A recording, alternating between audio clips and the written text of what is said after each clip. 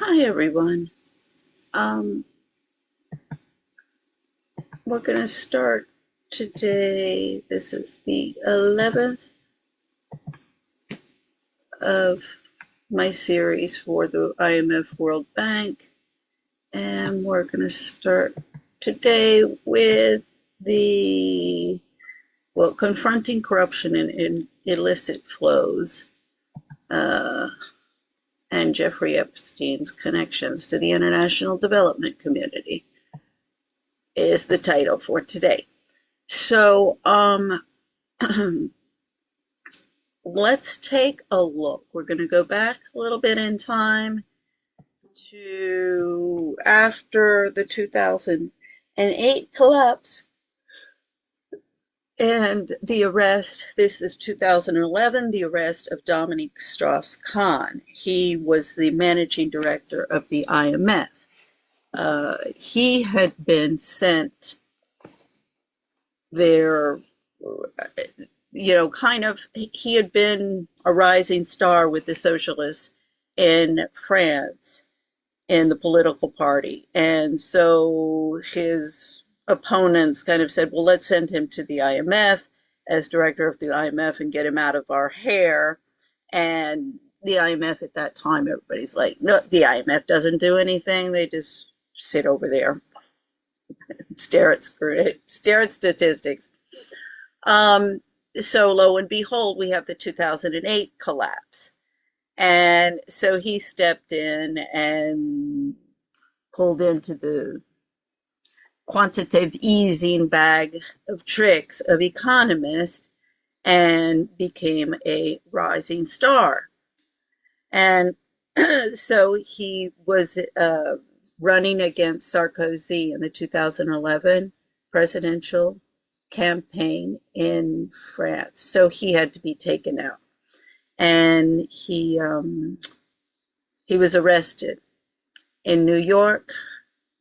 This would have been April, forget it, 2011, for sexual assault of a hotel maid, Sofitel Hotels. That's a French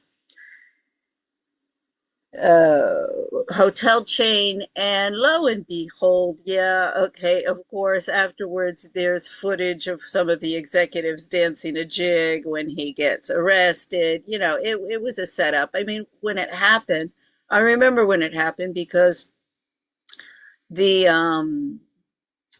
it was a Sunday and I was meeting with some Spaniards. There was a Spanish festival here in Washington from the IMF Family Association, where I had just been ousted after 2 years because I had done such a good job. And the incoming chair thought it was so great that she went to credit for it and got rid of me. And I was on the out and looking for a job. But anyway, I told real backstabbing witch. I told her at the time, I said, don't mess with me because I'm going to come after you. I don't know how long it's going to take, but you'll get on the list. And she is. I mean, the women in Washington are just viperous. Read the book review by Cher Denise about Ethel Kennedy. Yeah, that's been the role model here for a long time. So anyway, and all of the women who come here with, to work, the expats and all of the women who come from across the globe to work at the IMF and World Bank, they're no different. They just picked a fight with somebody they shouldn't. So I said, oh, come on, you guys. I've been researching the problems in the courts for long enough to know that's political. It was to take him out of the presidential race in France. And of course it was. So the utilization of New York courts in party politicking at the highest level, we saw this with the Me Too stupidity against Governor Andrew Cuomo for sexual harassment. I mean, come on, touching a woman on the elbow is sexual harassment. I mean, come on. Um, and a selfie with an intern. Oh, Lordy Lord, why don't you just stick a prison up on Capitol Hill and stick them all in? I mean, let's see. I've been saying that for years, but it's not for taking a selfie with an intern. Believe me. If these people up on Capitol Hill would stop with their party politicking, we could clean up the court and stop having maniacs or idiots in the White House. So anyway, let's take a look at Dominique Strauss-Kahn. And make sure I have my stereo, the audio. It's the latest chapter in disgraced former politician Dominique Strauss-Kahn's fall from grace. DSK, as he's known here in France, has been associated with scandal since a New York chambermaid accused him of rape. But the rumours surrounding his sexual practices were circling even before the dramatic New York trial. This affair started, ironically, before the affair in New York that brought down his presidential career. There were anonymous tips that were made to the police in Lille in very early 2011, claiming that there was a prostitution ring operating in that city. And the police started to investigate and discovered that a number of people were involved, including, apparently, Mr. Dominique Strauss-Kahn. The Carlton affair is named after one of the hotels where businessmen and police officials allegedly organised sex parties that took place in Brussels, Paris and Washington. Prostitution is legal in France, but aiding, organising or assisting in the prostitution of others is not. A conviction hinges on the prosecution's ability to argue that DSK was an organiser and knew the women involved were prostitutes. DSK admits to being a swinger who enjoys orgies, but strenuously denies knowing the women were paid. His supporters argue that while his behaviour was ill-advised, it was not criminal, a position shared by his co-accused. Everyone knew that he had a sex... Yeah, I'm a swinger who enjoys orgies. Big deal. See, this is the norms. This is why everybody keeps shutting me up and firing me and getting away with it. I mean, okay, and Beatrix Keller, it was just over, stupid greed and jealousy and witchery. But if she was allowed to get away with, and it's been par for the course every place I've worked. I mean, I keep on pointing out in restaurants, they have pedophile managers all over the place and women who will sleep with the boss to get the job. Yet they keep on demoting me and sticking me in the kitchen because I know what I'm doing. See? And I want to see all of these people in court. This has got to stop. addiction. But that's a moral issue. It is not a legal problem. It's a controversial trial for other reasons too, with prosecutors divided on whether there's enough evidence for DSK to stand trial. Strauss-Kahn is expected to testify on February 10th. Earlier, I was joined by Frederick T. Davis, a member of the Paris Bar and a former US federal prosecutor. He started off by explaining what exactly DSK is accused of. As I understand it, the theory of the judges who urged that he be brought to trial was that he benefited from this. He drew a profit from it, not in terms of money, but by getting sort of free sex without having to pay for it. But that only makes sense if he knew that they were prostitutes, namely as free sex from a prostitution group. And one of his lawyers rather classically said a few years ago, not recently, just imagine he's at a party and he runs into a naked woman. What could be more natural? And how would he know that she's a prostitute? So that is a defense. I think they have better defenses, but that is one of the defenses. Now, obviously, this isn't the first. Okay, wait a second. How many people out there go to a party and run into a naked woman? No, really.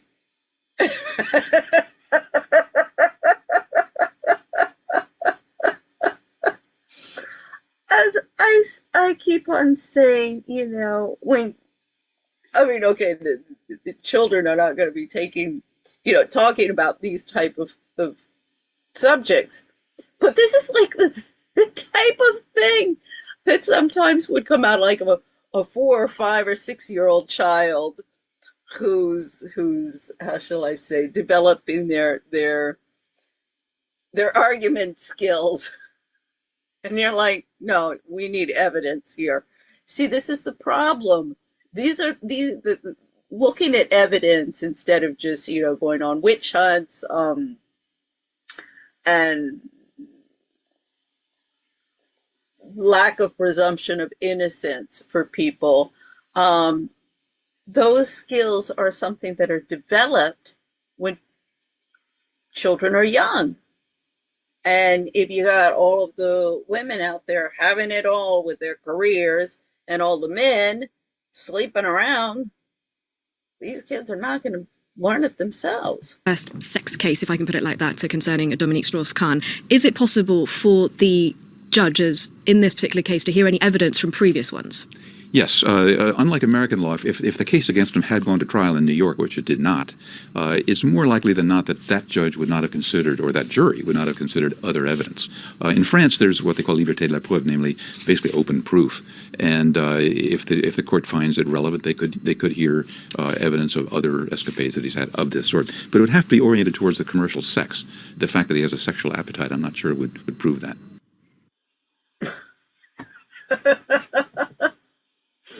Yeah, so I mean, it's true. You also have to, just because he sleeps around a lot doesn't mean that he's involved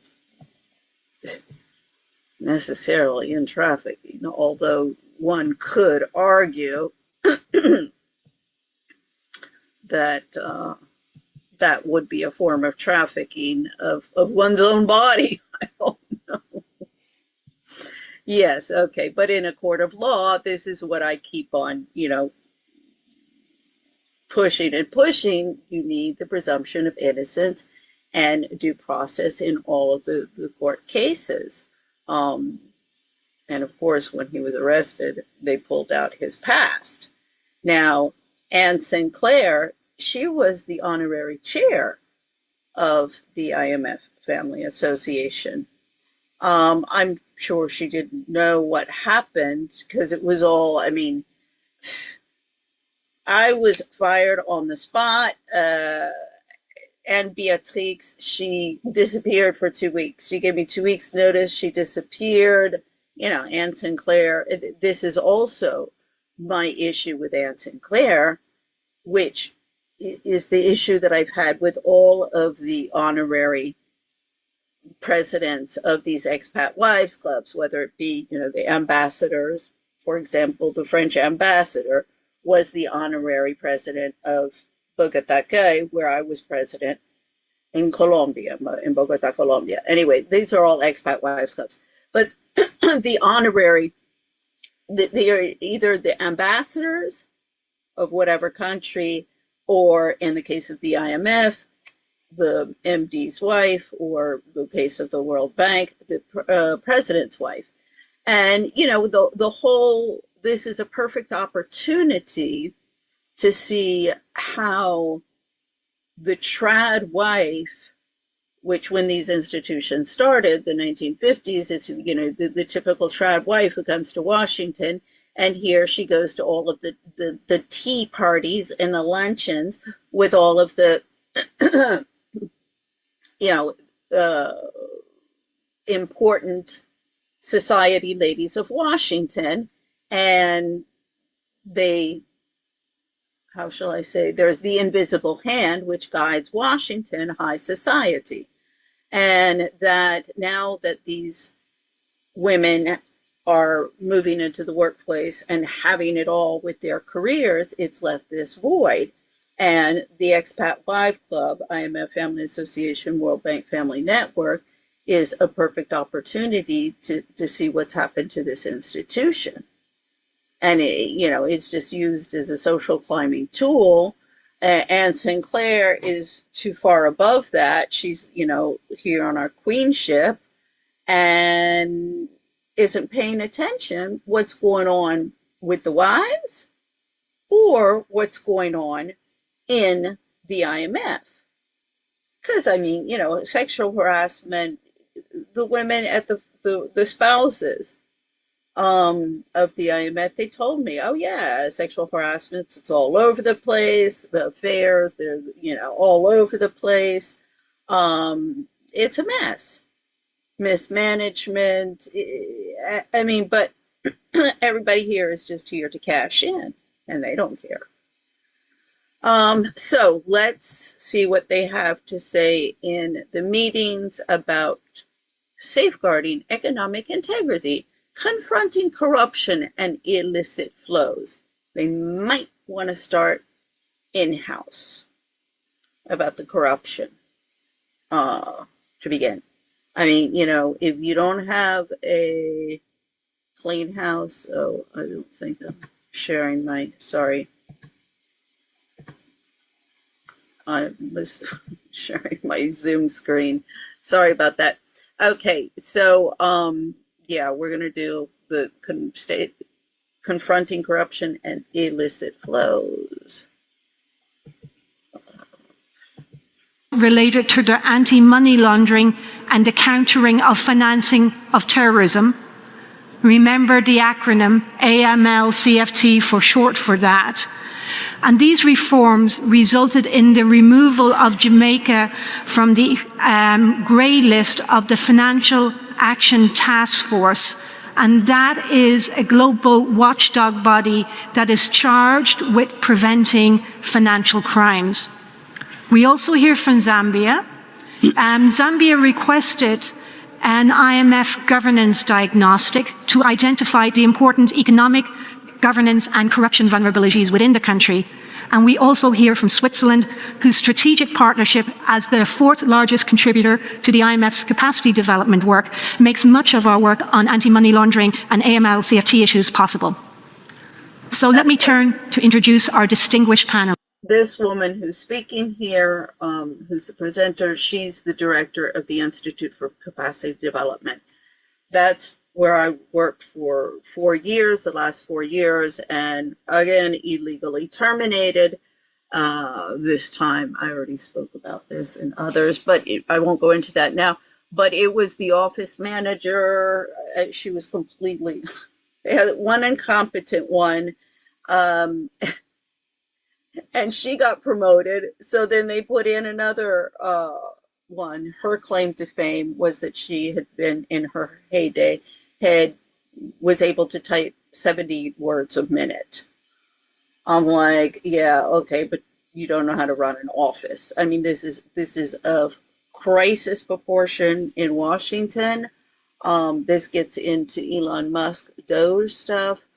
One of the only people that I ever had any respect for in this city was the executive assistant to the senator that I worked for from 81 to 85.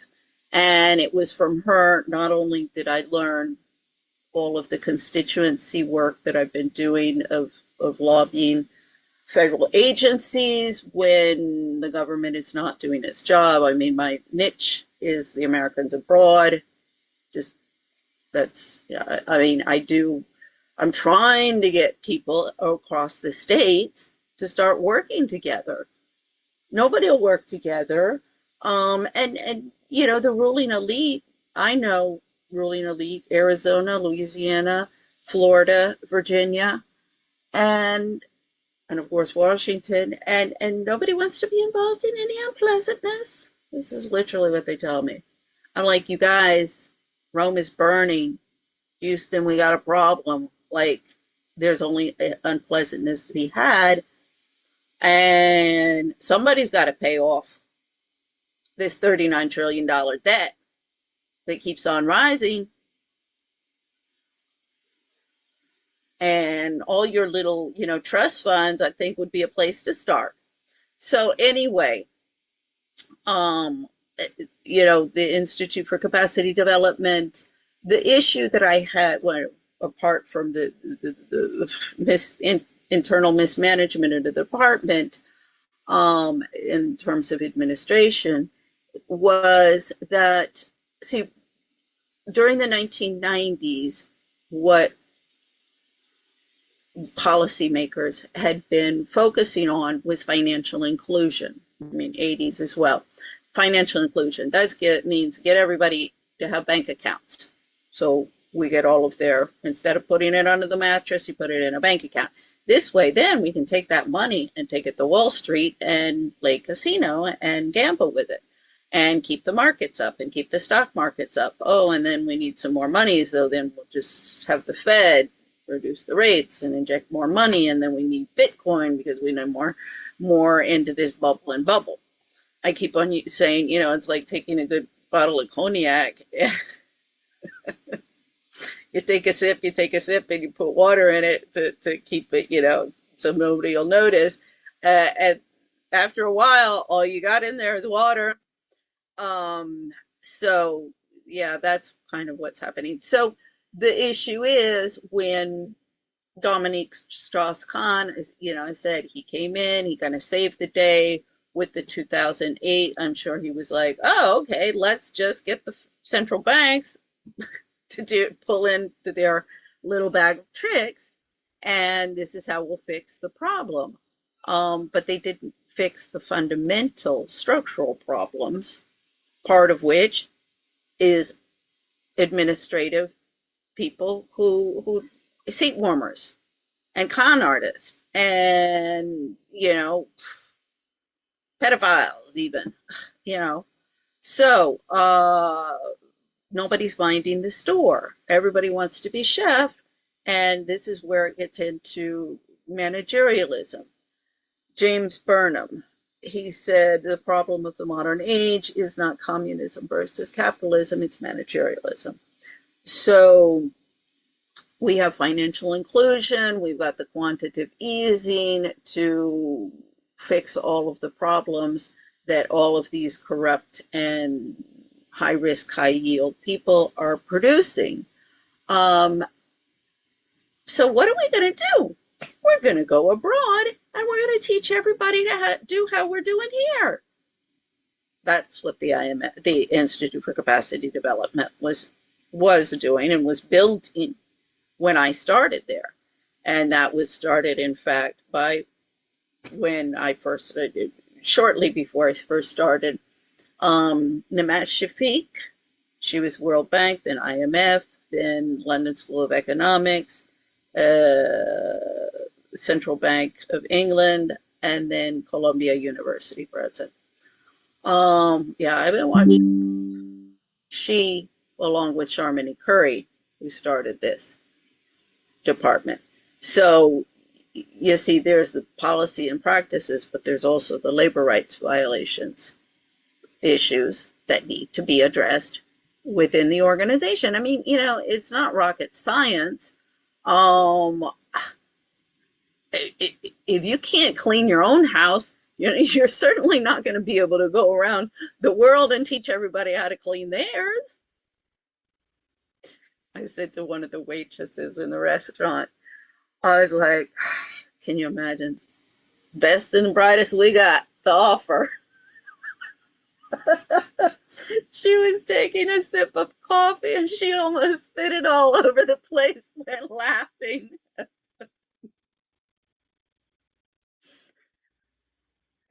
Oh yeah, ask the waiters who work in the perimeter of these organizations.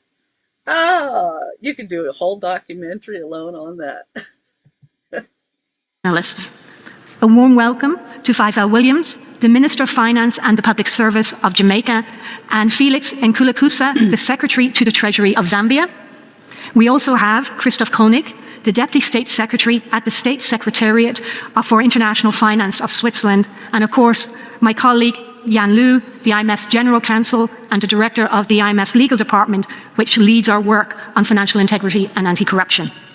But before we get going with our panel discussion today, I'm very happy to introduce the first Deputy Managing Director of the IMF, Dan Katz, who has kindly agreed to set the stage for our discussion today. Dan, the floor is yours. Thank you.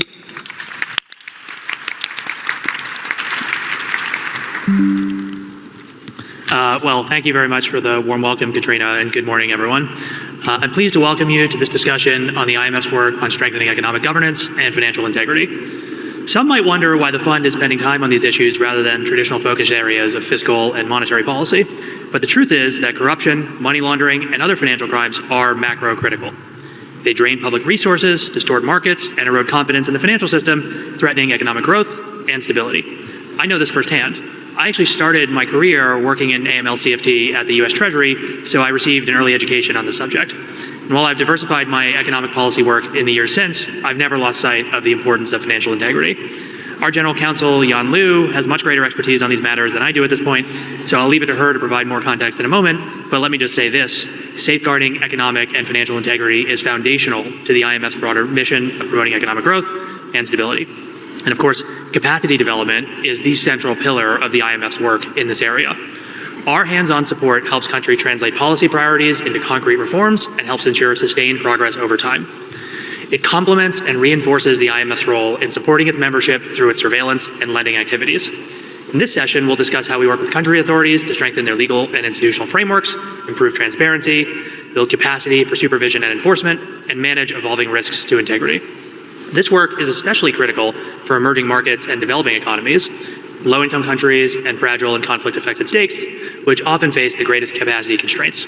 To that end, we are grateful to hear today directly from Minister Favola Williams of Jamaica and Secretary Felix Nkuluskasa of Zambia on their work in this area. Thank you very much for joining us today. We are also grateful for the continued support and collaboration of our partners who provide both critical strategic guidance and much of the financing needed for our capacity development activities. Switzerland is one of our longest-standing capacity development partners, particularly on... Oh, Switzerland. Huh, that's interesting. Follow the money. Because, see, the thing is like what I'm trying to do is very similar to what they say they're trying to do. Everything that all of these guys say on paper looks very good, but it's just you need to look at who's talking and what the agenda is behind it and how they're interpreting what they're saying. But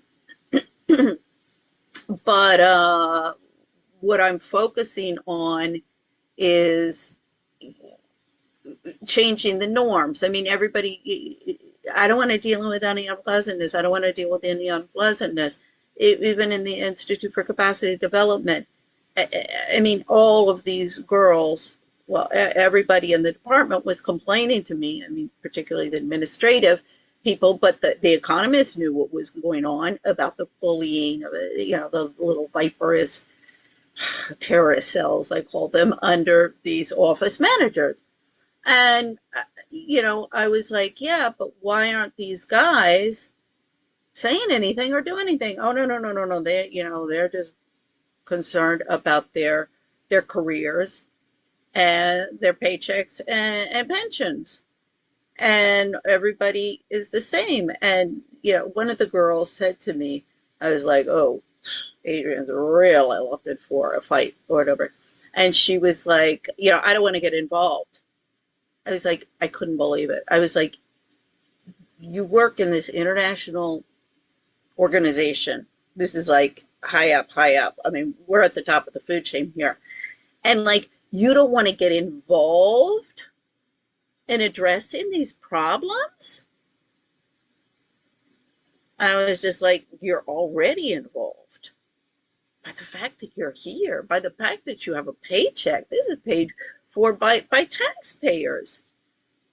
And see, until we change that mentality, and it's the same thing with Charlie Kirk's assassination. In fact, I was watching, this is John Bray. He's really gone deep dive into all the science of the sound and everything of what could have happened. And he was like, no, I'm not going to just, nothing to see here, nothing to see here. No, he said, because it could happen to me, it could happen to my, my children, my son, and railroad any of us. So it is important, nothing to see, nothing to see. That's why a lot of Erica Kirk's reaction, God, it's par for the course with these people.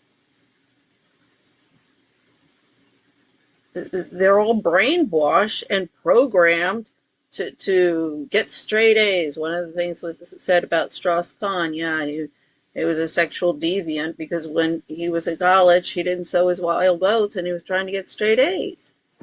And Sharmini Curry, who started the Institute for Capacity Development, one of the Larry Summers of Harvard, honeypot.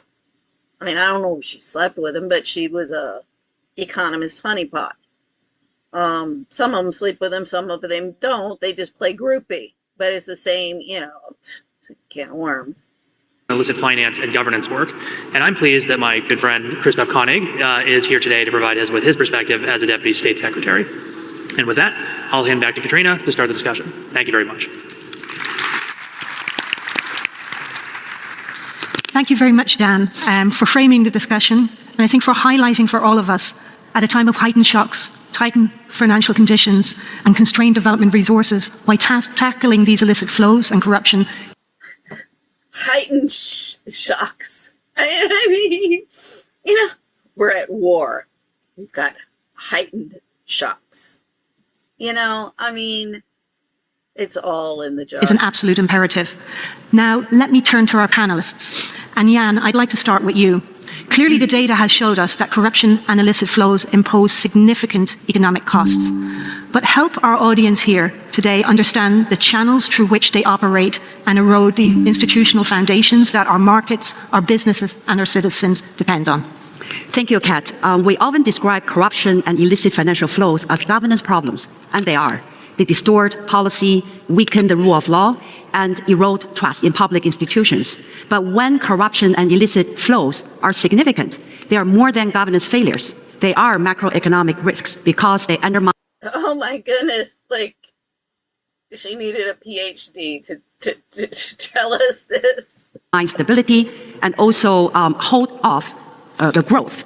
But this is not new. As early as 1996, the IMF then managing director, Quenby Wilcox, warned that money laundering alone could reach 2 to 5% of global GDP. And more recently, IMF research finds that corruption-related shocks are associated with 3% drop in GDP over a 2-year period. As you said, these are not abstract numbers. It is about weaker governments, distorted markets, and real losses for citizens.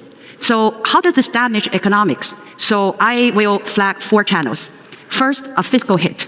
Corruption and tax evasion drain public resources through revenue leakage and wasteful spending, really crowding out education, health, and infrastructure. I think over time. But see, the thing is the wasteful spending is going on in the public sector as well. So, it's not just black markets. Business confidence drops, investment weakens, and growth slows. Second, financial instability. When illicit proceeds really move through the financial sector at scale, they can fuel volatility and they can also destabilize the financial system. And weak AML CFT controls can expose banks to. See, yeah, duh. And that's why it was important to clean up everybody's act since 2008 instead of just oh no, not to see here, nothing to see here. Move along. To sanctions, strain correspondent banking, and also raise liquidity and solvency risks. Third, I would say disrupted cross-border payments. Payment channels vulnerable to crimes such as fraud are often seen as unreliable. So jurisdictions with serious integrity deficiencies are perceived as high risk. So this drives up the cost and disrupts remittances and trade finance. Okay. Note this, we're going to be seeing, I won't have time today, or at least in this video, but in the next one, we'll be seeing that. In fact, the next one I was going to play first, but anyway, let's go on. I think they tend to target low-income countries the hardest. Finally, institutional erosion. When corruption and illicit financial flows really impair core state functions, they undermine the foundations of economic performance, whether it's investment, human capital, or productivity. In most serious cases, the pervasive mistrust in governments can spill into social unrest and conflicts with devastating economic and social consequences. Yeah, yeah, it's happening right downstairs. Where these people are talking. I loved it when all the poverty alleviation. I was like, you guys, maybe we should take a trip down to Anacostia because we got poverty here too, and part of it is your fault. So bottom line is clear. Safeguarding economic integrity through combating corruption and illicit financial flows is not optional. Thank you, Jan.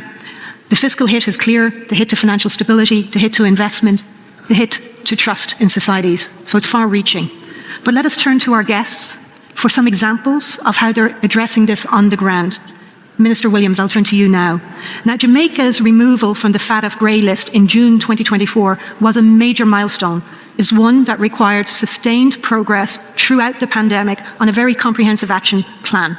Now, help us understand what was at stake for Jamaica in practical terms. What did grey listing mean in practice? And what was the tipping point that made tackling these issues a national priority? And how did the IMF's technical assistant help you make some progress? Okay. Thank you very much and good morning, everyone.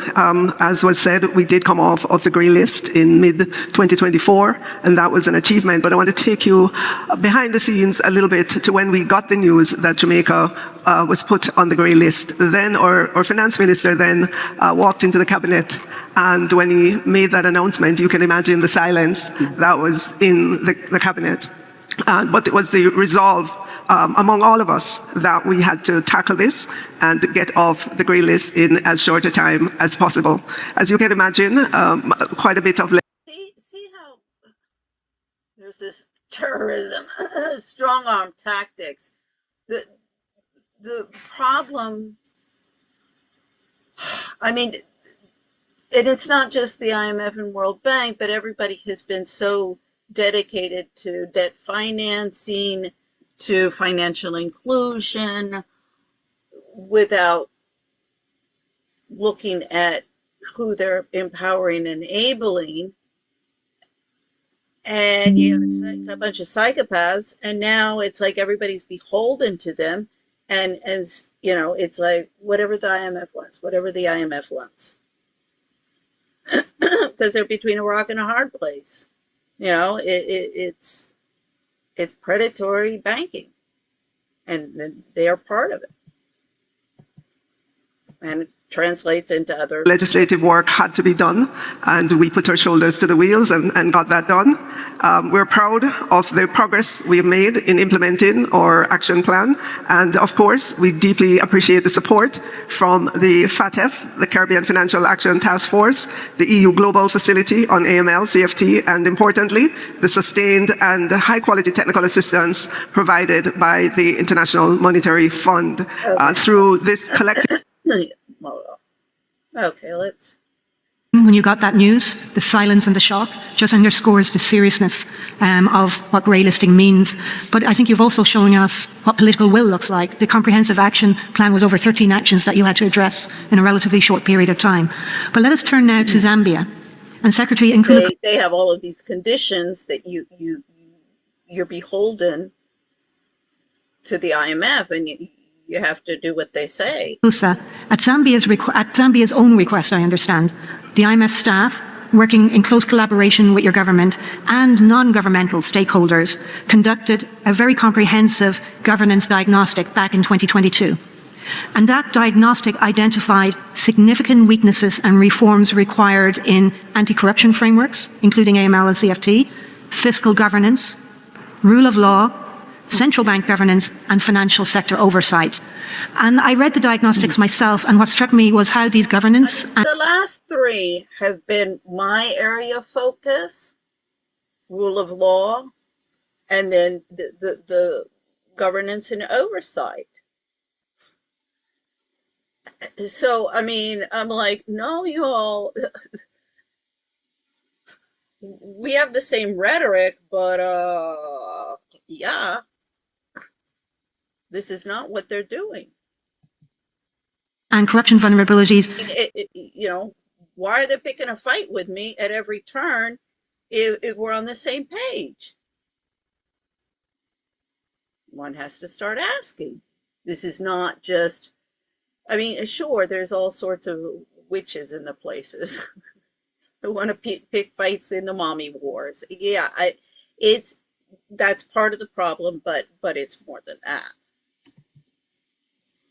Really contributed Sorry. to the macroeconomic instability that Zambia was experiencing, as well as its unsustainable debt burden at the time. What drove your government to request this diagnostic, and how did its findings help Zambia shape its own reform agenda? Thank you very much for that question. On assuming office in 2021, the UPND government developed the 8th National Development Plan, a strategic framework for socio-economic development, infrastructure, and macroeconomic stability. In that plan, we had 4 strategic areas. The first was the economic transformation and job creation. How do we transform the economy and create jobs and therefore start to grow? The second... Yeah, okay, job creation. I've already been covering first, if your job creation is a function of luxury high rises or islands that nobody are living on, etc., or moving women into the labor markets to do jobs that they previously did in the home and family for free into taxable income, well, that's not progress. Second one was human capital development in education, in health. Okay, human capital development in health, in education.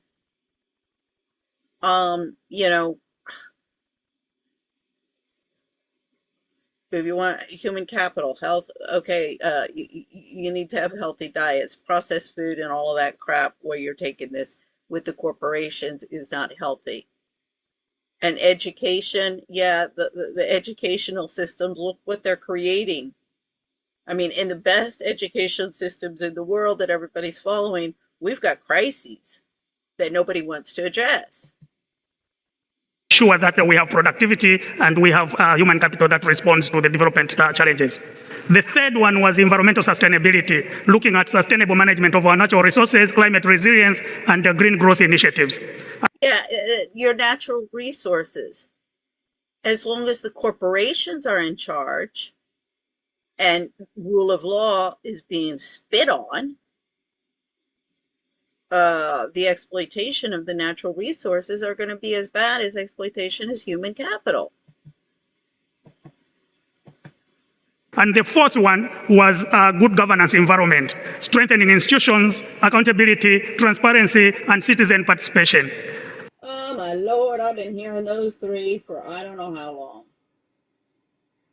And if you try and do it, oh, I mean, local level, national level, and international level, they're going to shut you up. I can attest to that. At that time that we were developing the plan, we saw that the corruption perception index for Zambia was deteriorating from about 38 in 2011 to about 33 in 2021.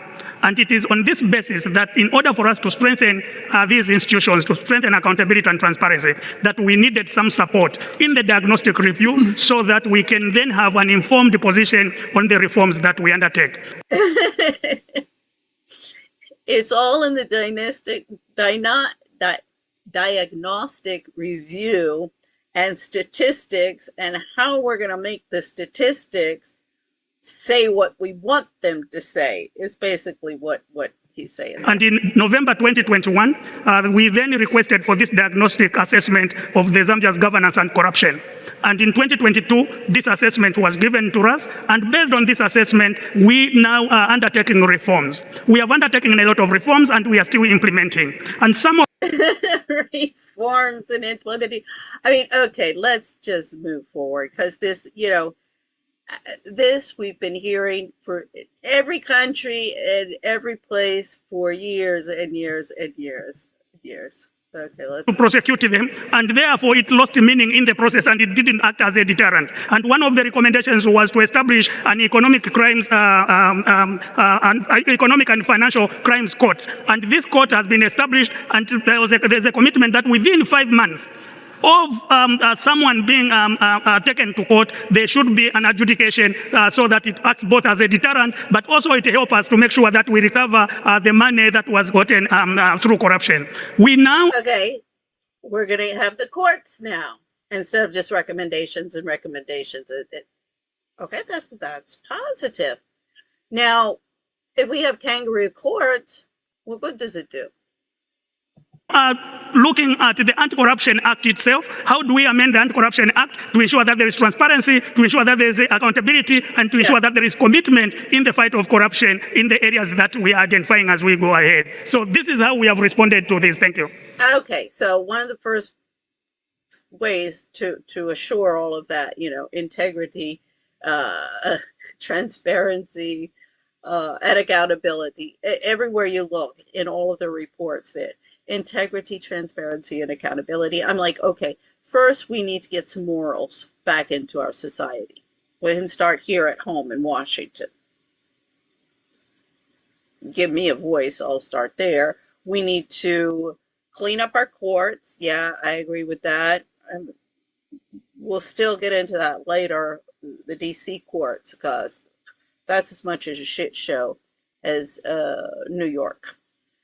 And I mean, 2016, I was like, God, girl, don't you have enough on your plate?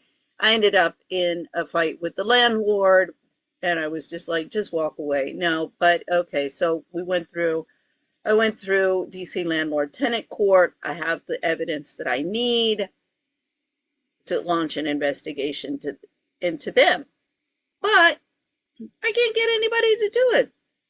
Even America First Legal, when they first started, I'm like, let's go, let's drain this swamp.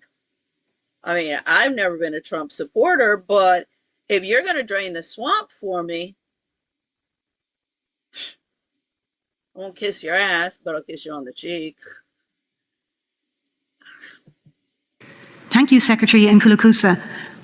When you step back, you hear, first of all, how this was a national priority, a core pillar of your national development plan. And I'm hearing how you took the diagnostic and mapped out a course of action that moved beyond the laws into very concrete steps.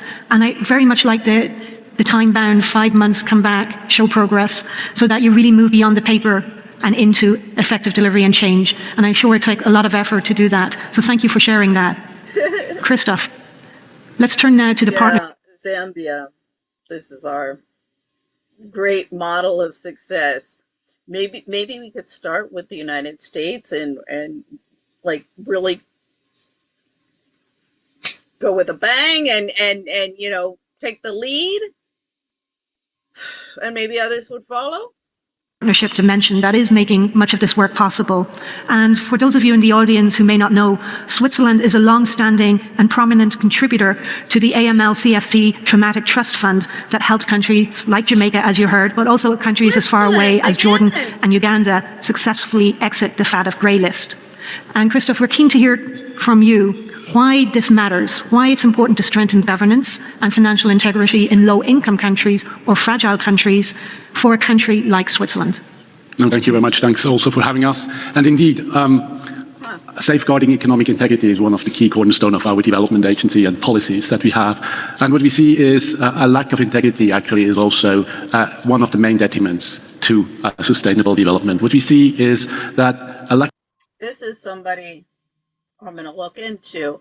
Yeah, see, Switzerland keeps on popping its head up. This definitely needs to look into and cleaning this entire thing up. Because, I mean, Switzerland has been a safe haven for all sorts of money for a long time. Long time. Lack of integrity can increase transaction costs considerably. We have heard it. It distorts markets. It leads to misallocation. Ultimately, it's just not good for development and growth. So fostering credible and functioning institutions is actually... I mean, this is like the jailer telling the prisoner about how great his life is and how he's living in this castle. I mean, at the heart of our engagement. However, it's not only for these reasons, but also for global trade policy reasons. It is important for Swiss actors and other global active players and companies to know your customer. So, a proper due diligence and compliance framework is important for global business to actually provide correspondent banking relationships, but also trade relationships. As such, it is also one of the cornerstones and fundamentals where trade can then go on, and that's why also it is important that... Well, if they were so concerned about trade relationships, they'd be really vocal about the United States going to war. And being, we got a lot of money. You might have territory. We only have we have a small territory, but we got a lot of money. Don't fuck with us. You see, I mean, come on. This is another thing that I keep on all of these ruling elite that I know with their businesses. I'm a business person. I'm a great business person. I'm like, well, then you should be concerned about having banking systems that don't collapse. Shouldn't we be on the same page? I remember it was Don Jr. They went after him, the liberals, and they shut down his bank accounts. The banks, I don't know, they messed with his bank accounts, shut down his bank accounts for his businesses, and he was like, I have payroll, I have all sorts of things. You can't just do that. Yeah. I was like, welcome to the club, buddy. See, this can happen to anybody. I remember there's the case, one of the Bush, Jonathan Bush, with his company. This is not free trade. Stop with the bullshit. The kind of AML-CFT frameworks are built across the jurisdictions in similar ways with the necessary expertise. And third, and that's also why we really cherish also the AML-CFT Trust Fund of the IMF, it provides quite a unique expertise with actionable, concrete elements where concrete steps can be taken, which go beyond just pure compliance advisory. For us, it is a strategic investment that we are undertaking through the IMF to foster credible institutions over the long run. Thank you. Yeah, see, they're all getting in bed together, all real cozy, to concentrate power and wealth into the hands of the oligarchs. And any trade, and without it, we hear the cost clearly. They're brown nosers. Thank you for supporting us in this work, for supporting our member countries. Jan, turning back to you and looking at the findings of the various governance diagnostics and the work of the legal department under the AML-CFT thematic fund in, I understand, over 57 countries. What are the key challenges that countries face in addressing economic and financial integrity risks? Are there any common patterns emerging to those challenges now that you have kind of a broader overview? And how are you helping them overcome these challenges in a sustained, impactful way? Great question. I see two challenges come up again and again. I think first is capacity. In high-risk settings, institutions that should prevent and fight corruption and financial crimes are often under-resourced and overstretched. I think it's so hard for country authorities to set priorities. Oh my God. How many times do I hear that? We just need, to give them more money, to give them more training. I'm like, no, you need to hire people with brains and morals. I've been demonstrating that first with my own case, got run through the gauntlet in Spain, and I made sure I documented every single frickin' little bullshit thing that they were pulling with me, whether it be the file clerk in Madrid or in the courthouse in Móstoles, to make sure that I got all of the evidence. What's going on here? We have report after report after report. I have spent the past 20 years documenting all of these issues, bringing it to the attention to everybody. I went to school with all these people. I've worked with these people. They know well, I'm a little bit crazy, but not totally off the wall. That I am doing my research. Everybody in the IMF, when I worked there, was like, oh my God, you're here in the morning when we come, and well, at the family association at night, because the place I was living didn't have any heat, and I also had a tiny laptop. So I'd stay at night, but I've been on my computer for the past 20 years, studying all of this shit, while all of these people have been raking in. Legal, I really want to hear from them and explanations. What the frick is going on with our courts? Look at what happened to Dominique Strauss-Kahn, and how New York is party politicking. Washington, D.C., the courts here are a mess. Everywhere they're a mess. And part of it is the legal community. It's filled with either corporate hacks or ambulance chasers. These sequence reforms, and most importantly, sustained implementation. I think second is effectiveness. Sustained implementation. I've been demonstrating, look, the Spanish Constitution, it's utopian, or almost utopian. And it integrates the Human Rights Conventions. I challenged everything. I set up my whole case, argued it under that. Here's how you implement the Constitution.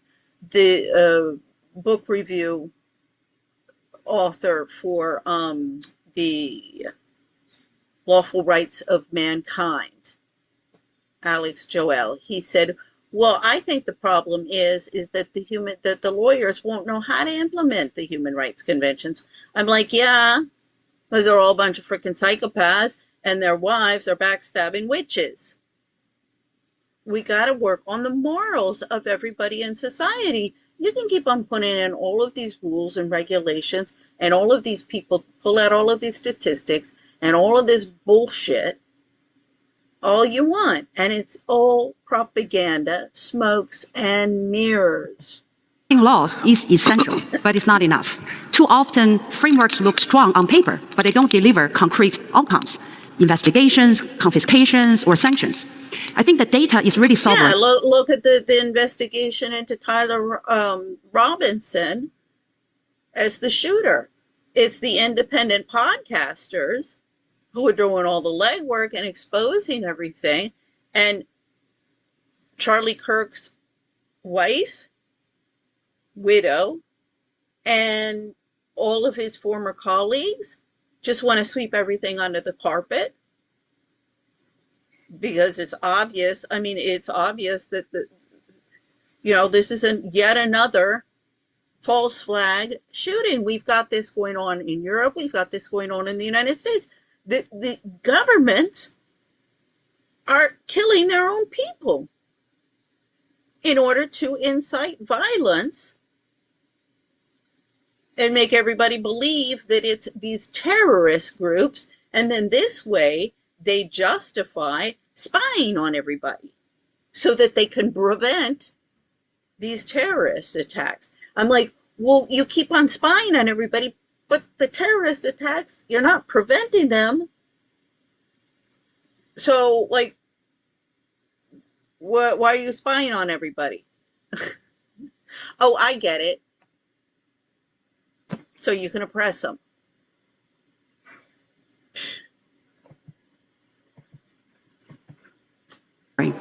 Close to 40% of... But see, under the Enemy Alien Act, all of these people who work at the IMF, the World Bank, the UN, they are on American soil. And not only colluding to create problems and promote corruption all over the world, but also here and undermine the U.S. Constitution and democracy in the country. They're just here to cash in and find themselves a meal ticket husband so they can get an American nationality, and their kids can too. countries assessed against the AML-CFT standards are rated as having low effectiveness, whether in implementing preventive measures to address money laundering and terrorism financing, or in applying risk-based supervision. We see the same in anti-corruption. The question is not just, do you have rules? I think the question should be, do they work? This really requires a credible conflict of interest regimes, meaningful asset declaration, and also access to accurate, up-to-date information on beneficial ownership. And I think this is inherently cross-border. Illicit proceeds generated in one jurisdiction are routinely laundered in another, creating spillovers. So these are global problems, and they require global solutions. On your question, how we support countries, I want to highlight legal department's work, delivered really in close collaboration with other IMF departments, including yours. Our approach has three pillars. I think first, sustained long-term engagements. As we all know, institution building takes time. So we often provide multi-year engagement to really support countries to sequence reforms, embed new frameworks, and also build durable institutions, all anchored in strong country ownership. I think this includes governance diagnostics, we just talked about, and AML-CFT, national risk assessments, stronger supervision and financial intelligence, financial flows analysis, and also work on emerging risks, particularly in digital finance. So on average, every year, we deliver about 40 AML-CFT TA projects, and since 2018, we have completed 27 governance diagnostics. Second, I would say training and peer learning. We reinforce country-level work. As I said, training and peer learning and all of these reports and all of these, diagnostics, and it's just all propaganda and smokes and mirrors, double talk to say, yeah, we're getting in bed with all the corporate oligarchs. Is very, very critical to sustaining the effort and making progress over time. Now, turning back to you, Minister Williams, you mentioned in your remarks that Jamaica is now chairing the Caribbean Financial Action Task Force, and this October will be undertaking a new round of mutual evaluations. And building on your experience in Jamaica, what advice would you give here to other countries that are either currently grey listed or at risk of being listed, in particular on how to sustain that political will and to overcome the hurdles, because we know these reforms take time, persistence, and effort to bear fruit? Okay, so I'm going to leave them here because it's just, the same blah, blah, blah, blah, blah. And where we really need to be looking in order to address these issues is to the Epstein files and everybody in there. And there are IMF and World Bank people in there. Yeah, they've had their hand in there. So let's go to them. Nope. Like, if you don't talk to this guy, you're crazy. And this is why I do want to keep sight of Epstein's network, the huge range of people who relied on him, communicated with him, traded with him, and the role he played in this network, the role he played among the American elite as a broker of information, connections, wealth, and ultimately human beings. This is what I think the files, along with a lot of amazing reporting and courageous testimony, have at least begun to answer. Where Epstein's mysterious power came from. Why so many famous and powerful people from so many walks of life orbited around him, even after he's convicted in 2008 of soliciting a minor for prostitution. What has come into clear view is the infrastructure of Epstein's power, and maybe through that, the infrastructure of modern power and elite networks more generally.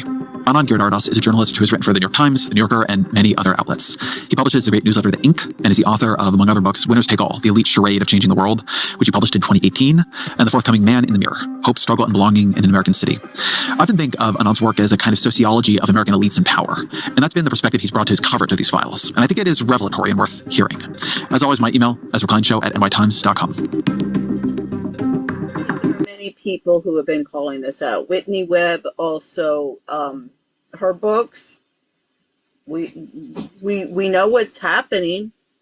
We have the evidence. Anand Giridharadas, welcome to the show. Thanks for having me.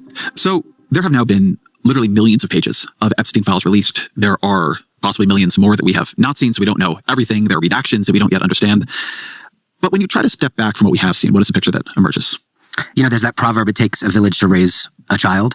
I think we've learned that it takes a very powerful network to abuse so many children. And so we're getting a glimpse of an absolutely barbaric pedophilia scandal at the heart of Jeffrey Epstein's life and intimate circles, but also around that, what I would think about as many concentric circles of networks, connections, friends, what Congressman Ro Khanna calls an Epstein class, one could say, that made that possible, that made what he did possible. And we're getting a glimpse, I would say, of how our world, how our country is run. And it isn't pretty. The most striking thing about the files is the range of Jeffrey Epstein's elite network. I mean, you have someone here who is intimate with not just at different times Steve Bannon and Donald Trump, but Emirati businessmen, Elon Musk, Noam Chomsky, and Peter Thiel at the same time. It crosses ideologies, it crosses industries, it crosses professions. It is an extraordinary range of contacts of Republicans and Democrats, globalists and anti-globalists. How is this one guy at the center of so many other kinds of people? This is a great mystery, you know, and I think because we live in such a partisan and tribal age, when these things started to come out, you had a lot of us doing what we normally do in this era, which is looking for revelations that would help our team and hurt the other team. And there were a lot of people looking for the Trump connection who don't like Trump. And there was people on the Republican and MAGA side trying to find which Democrats were implicated. But that's such a facile way of looking at what we ended up getting and what we've ended up getting, which is, as you say, a coast to coast, industry to industry, right to left, as far left as you can go, as far right as you can go, different professions, different ways of moving through the world, some famous, some obscure. And as I wrote in the New York Times piece that I wrote in November, this diversity masks a deeper solidarity. Because even if these people were on cable, you're sitting at home, you're watching cable at the end of the day, and you're seeing these two talking heads fight. But that's for you. That's the spectacle for you at home to keep you entertained.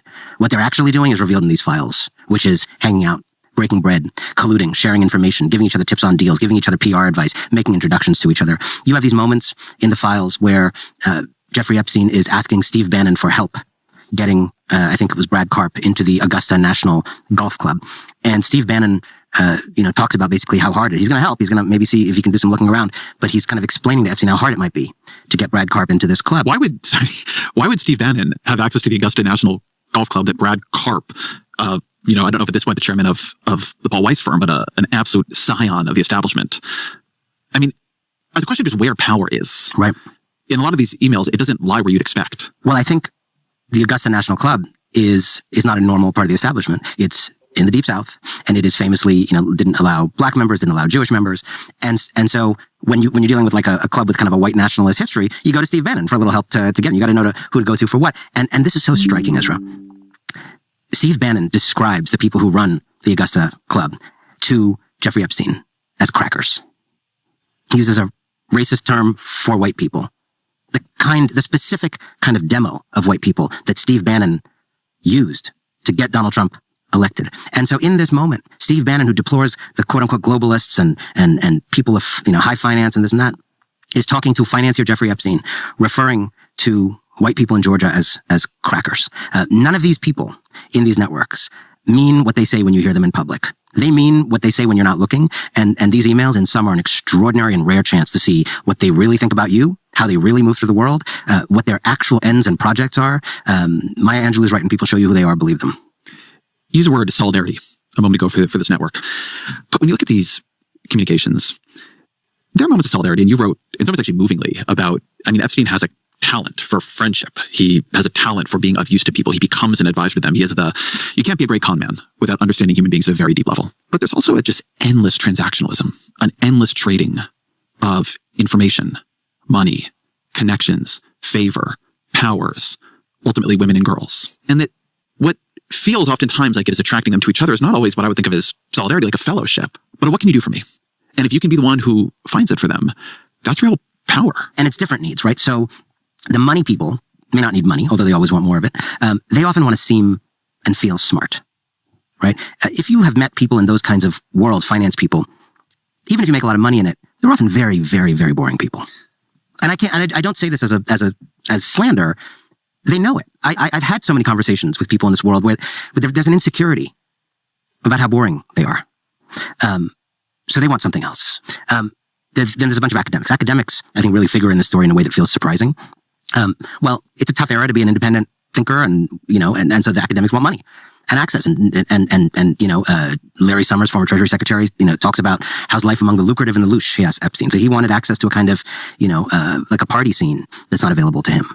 So everybody had something that they needed, but his gift, I think, if it can be called that, was understanding and mapping that so well.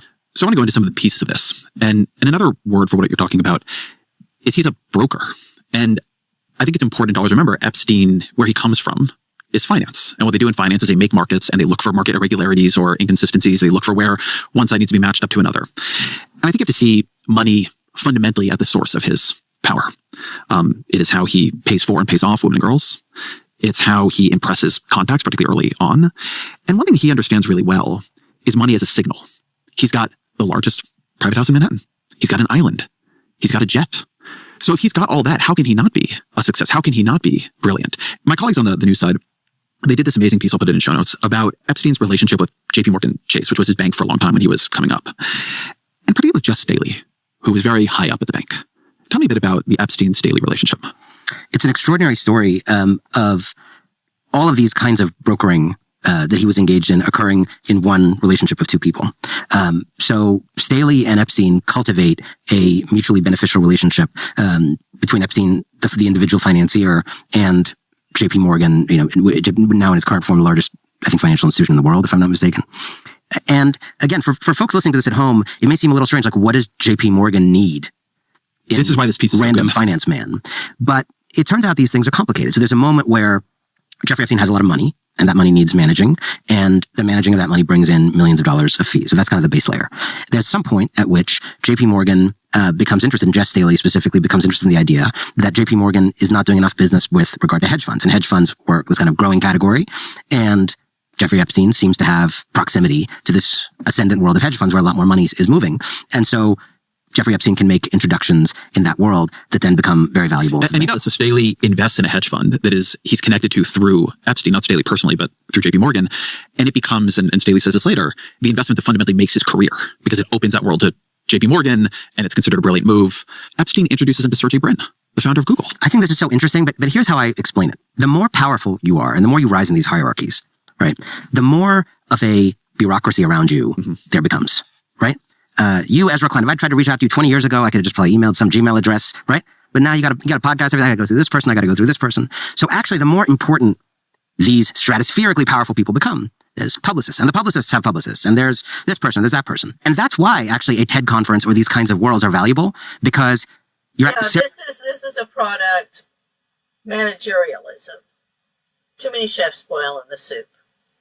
Washington, after World War II, 1950, was less than 1 million people. It's 6.5 million now. I mean, we've got to drain the swamp. Sergey Brin is actually in the bar at night, and some finance guy who wants to meet him, yeah, he's not without status. He could go through the channels, but it's work and it's cumbersome and it's like, it's you're overestimating Ted if you think Sergey Brin is at the bar. I have been with Sergey Brin at the bar. Really? Absolutely. You know these worlds in. Absolutely. I mean, I was at the bar with him with my friend Esther Perel, you've always talked to. I've never seen, she had just given her talk. I have never seen so many rich people flock to one person. God, being at the bar with Sergey, that reminds me of... this is years ago, but apparently Ghislaine Maxwell gave George Clooney a blowjob in some bathroom, some swanky hotel, restaurant, I imagine, or something. These overpriced restaurants where they all hang out. God, these people. I mean, really. This is why I opted out. Scum of the earth. For personal consultations. We were just having a drink and a thing. Everybody was on Esther. All these guys were on Esther. Help me with this situation. It was an incredible thing because to watch. What they really need, what they don't have, are people they can trust with personal problems. And they probably have a lot of personal problems at that level. Correct. That was actually a really revealing moment to me. I mean, they can contact anyone they want. They can fill out whatever, they have people, but actually. I always, throughout the years, people would always say, oh, he or she, whoever, they're rich. I'm like, you guys, rich is relative.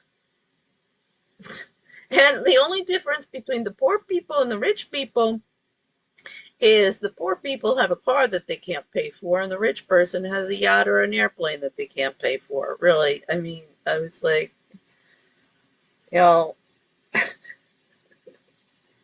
no difference.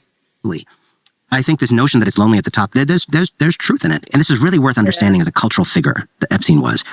He exploited certain gaps in our culture now.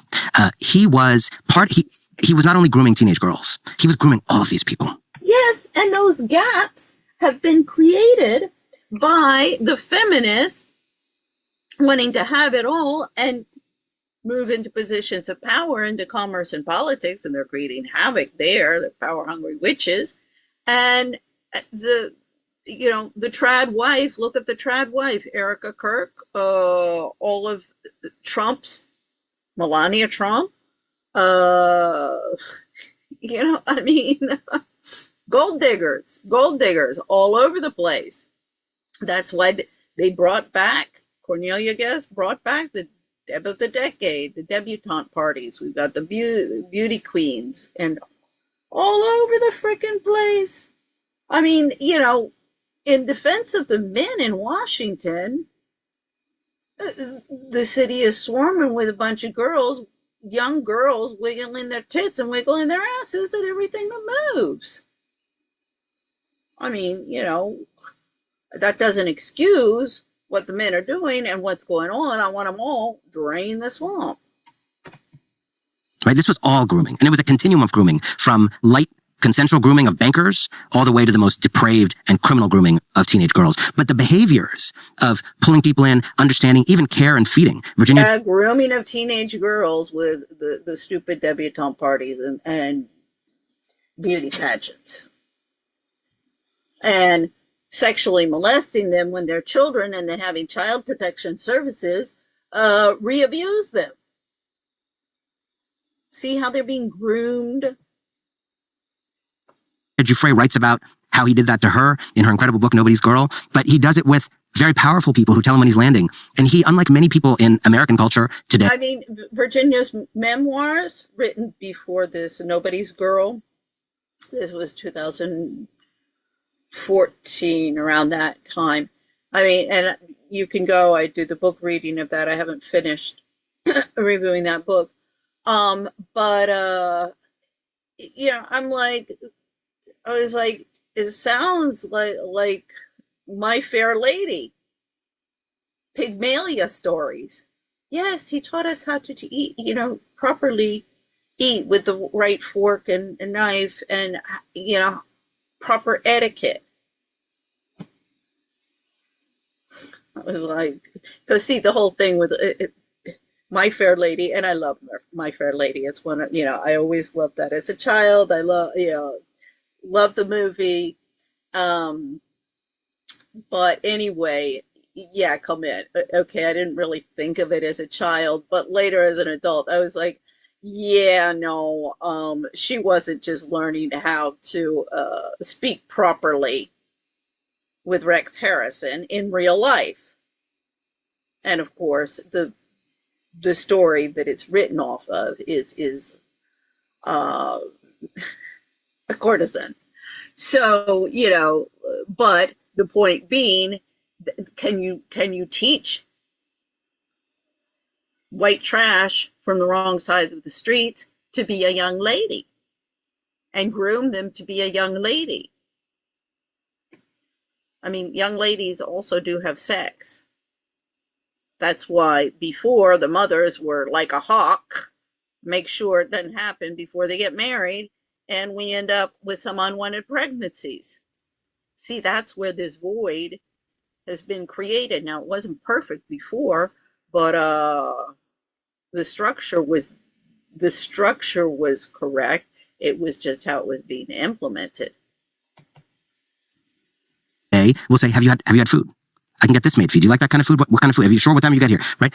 A lot of people at that level are not worried about people on that kind of individual level. And so there's this strange thing where he's running this giant criminal ring and he's exploiting and abusing. Nobody cares about anybody anymore. And this is Jeffrey Epstein. Why would people? Oh, because he would listen to people. he cared about them. If they needed something, he would help them get it. I mean, this is how relationships work.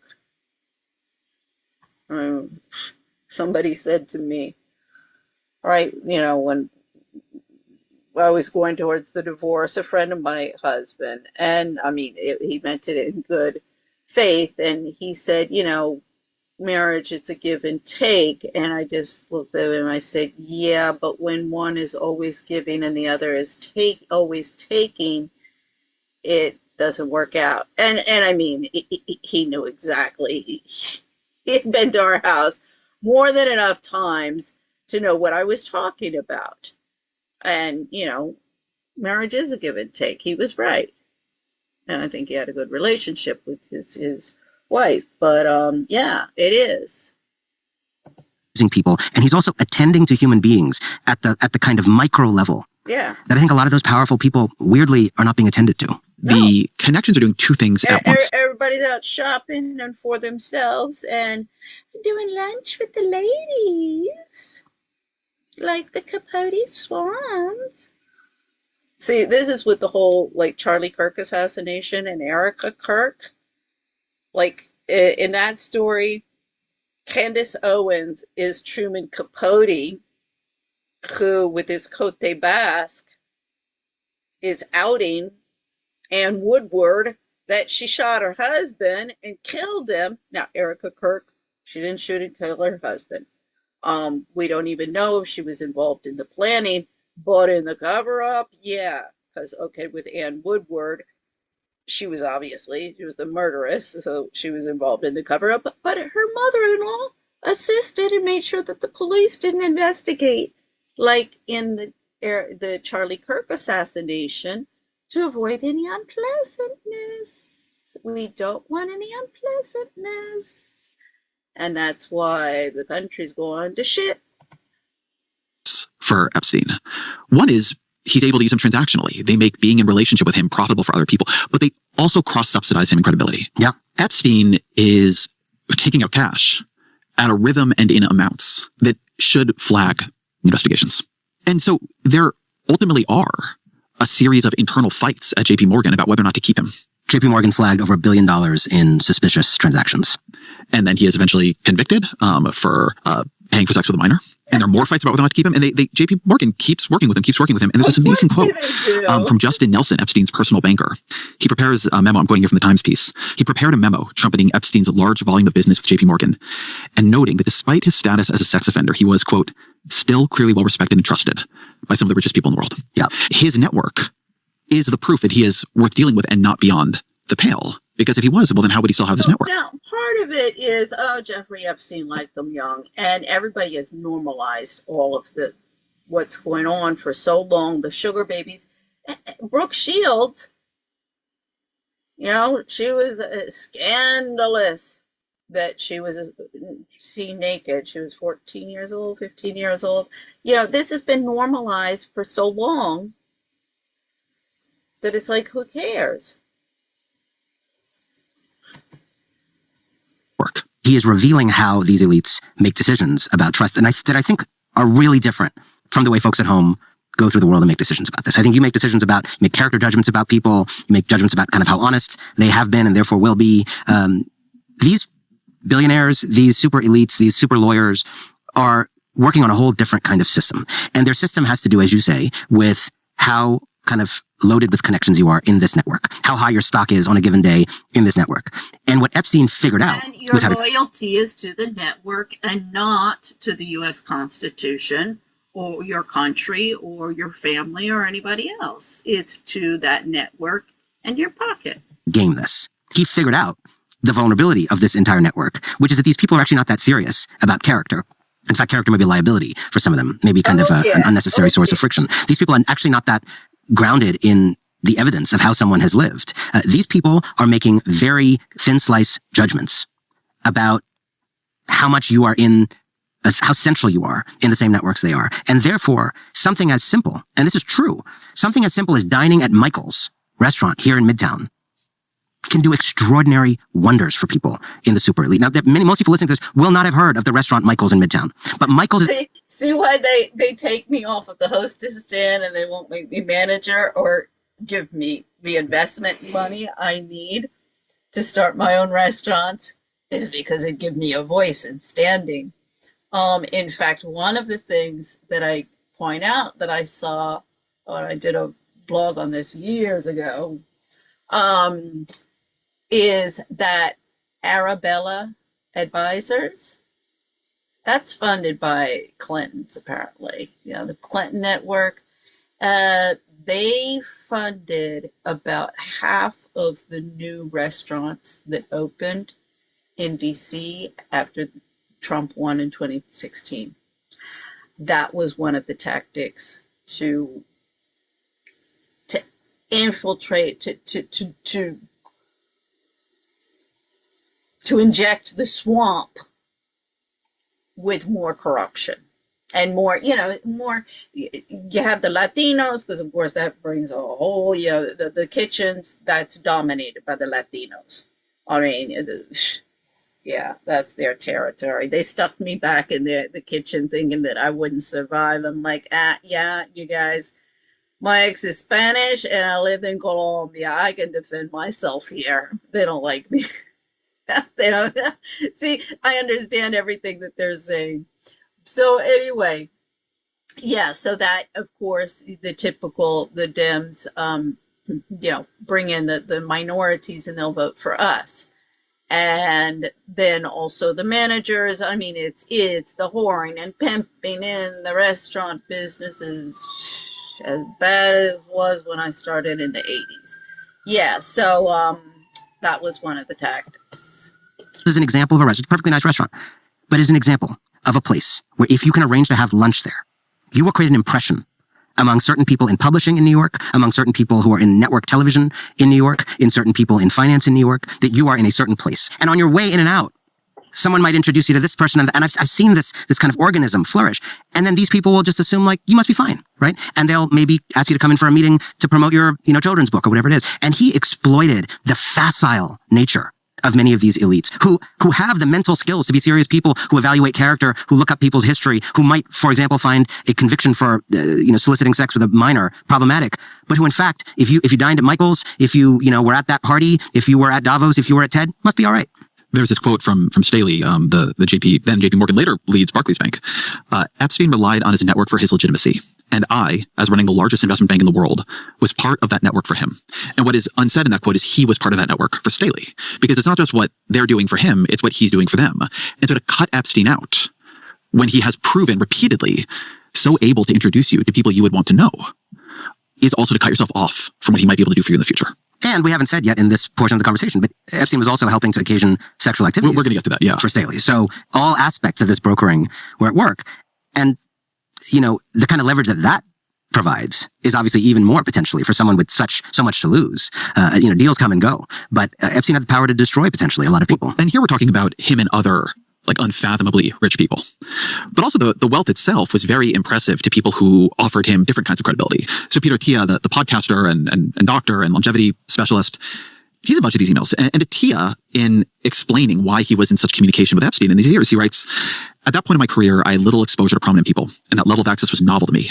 Everything about him seemed excessive and exclusive, including the fact that he lived in the largest home in all of Manhattan, owned a Boeing 727, and hosted parties with the most powerful and prominent leaders in business and politics."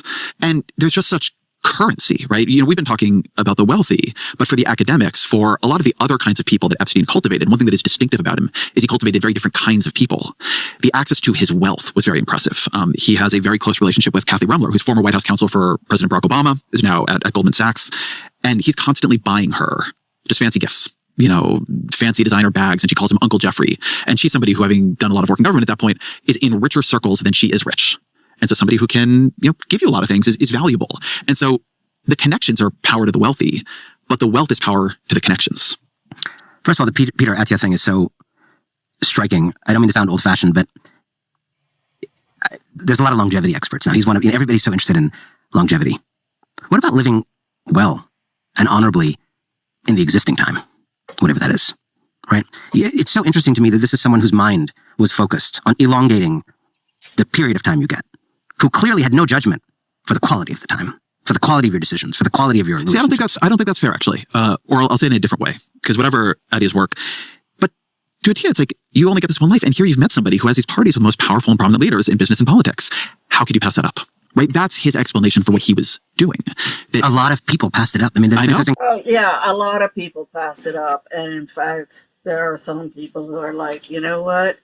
Yeah, quite frankly, I don't want to go to your friggin' parties. Oh, and then I love it. They turn around and say, oh, they're autistic. They don't like to party hardy. Anybody who doesn't like, oh, let's go and you want to go on a yacht and party with a bunch of old fogies? No, thank you. Oh, you must be autistic. Incredible meme about, all the people who didn't meet Epstein, right? Yeah. There's not a lot of people of color in these revelations. 3 million documents, right? For obvious reasons, there's not a lot of women, although there are some, like Kathy Rumler. A lot of people went into that house or met him at a party and were like, no thanks. We forget that. We forget it because they didn't end up in the files. But that guy was out and about. Yeah. A lot of people whose names you and I don't know. Tucker Carlson says that he knew that John Podesta had like these, like seedy or trashy paintings in his house, but he didn't realize to what extent. And he was like, yeah, but I would have never been invited over to John Podesta's house anyway. So yeah, like sometimes you do get on the invite list and you don't accept. And quite frankly, just because, I went to one of the holiday parties, the Christmas parties at the IMF one time, and I was like, this is obscene. This is obscene how much you guys are spending for your holiday party. You're taking everybody for a ride, and then you're adding insult to injury with this. Oh, and when taxpayers find out how much is being spent on all of these meetings, spring meetings, annual meetings, Davos was mentioned by the guy there. Oh, they're going to be pissed off. I keep on saying with the complaint against Prince Andrew about how much he spent when he went to Davos for the World Economic Forum, that's not on him. That's on all of these little ladies who are organizing all of that stuff. These ladies, you talk about like party organizers. Oh, I got an unlimited budget. They don't care where the money comes from. Oh, they go to town. Oh, well, then had the judgment, saw photos of underage girls lining his walls, as Virginia Giuffre describes it, and we're like, this ain't right. Different levels of things were known to different people, but none of it was a deal breaker to many of these people we're talking about. Let me take that as a moment to ask something cautionary. Because, as you're saying, you look at these files, and there are a lot of people named in them. The number of people actually close to him who you can get a lot about them by reading the files, we're talking in the low dozens maybe, right? It's not, we're talking about the elite, the power networks, but actually most people didn't know Jeffrey Epstein. Most elites didn't have much to do with him. Plenty of people saw him for what he was. Tina Brown has this great line. She's invited to a dinner with Epstein, Prince Andrew, and Woody Allen, and she responded, what the fuck is this, the pedo's ball? Melinda Gates sees him perfectly clearly. And so, is Epstein a way you see, quote unquote, the elite? I don't know if Melinda Gates is somebody you should be pulling out as an example, looking at her husband. Or is this a subcategory, right? It's not telling us that much about power. It's telling us something about some set of powerful people, which, as in any other culture or network, they're going to be people of better and worse judgment, higher and lower character, more and less transactionalism. Even in this JP Morgan Chase example I've been using, there are people in the bank who are fighting hard to cut time. Yeah, but it depends. Sure, you're going to have a different level, but it depends where your bottom bar is. Let's not put it too low, please. With him, they lose until it becomes completely untenable for the bank to keep going, but they're there. I think that's right, and it's an important point to dwell on for a second, right? Because I think, you could take a narrow view that only the people who are actively involved in crimes of pedophilia here are really this group of people we should focus on, and everything else is a distraction. You could take the opposite view that this is an indictment of like every person with more than $10 million in the bank, right? I think both of those are incorrect. I believe in this notion, and I've seen it in so many forms in the course of my years of reporting, of what I think about as concentric circles of enablement, right? There is no doubt that there is a core group of people who were knowledgeable about, engaged in, and shared participation in crimes of pedophilia at the heart, the burning heart of this story. That is obviously its own circle of hell. We know from testimony of survivors that it was more people than just him, that he was trafficking them to other people. We have some of the names, we don't have all the names. But that was happening, and that's the burning heart of the story that can't be forgotten. And then there's what made that possible? Very practically, that means who were the other people who didn't do that, but who were aware of it, who facilitated it, for whom it was not a problem, who were not later discouraged by it when deciding whether to let him into something. Then what was the circle around that? That just, universities that maybe knew a Larry Summers was, pally with him or were accepting money and just didn't stop the thing, right? And then you can keep going out from there. And it's sometimes helpful to shift the metaphor, right? I think about when I was in India as a reporter for the Times, and you would have, a problem of so-called honor killings in rural villages in North India, right? A young woman dares to have a boyfriend or some kind of dalliance before marriage, and her own father might kill her, or men in her family might kill her, or people in her village might kill her. It happens a lot. If you take every instance where that happens, there's often like one guy who committed murder. So, excuse me, the cancel culture is with the intention, well, they'll just, disappear. Suicide, living in the street on the tent, whatever. But, trying to get somebody, as Bill Maher says, men will kill you, women try and get you to kill themselves. So sorry if it's outright killing somebody or trying to get them to commit suicide, like Alan Dershowitz' first wife did, or Mary Richardson Kennedy, Bobby Kennedy's second wife, did. I'd like to. She was best buddies with Carrie Kennedy, Bobby Kennedy's sister, and this is what Cher Denise said in her book review thing, but that Carrie Kennedy had gone to see Mary 2 days before she hung herself. Now I'd like to know what Mary said to her. Little wife. Carrie is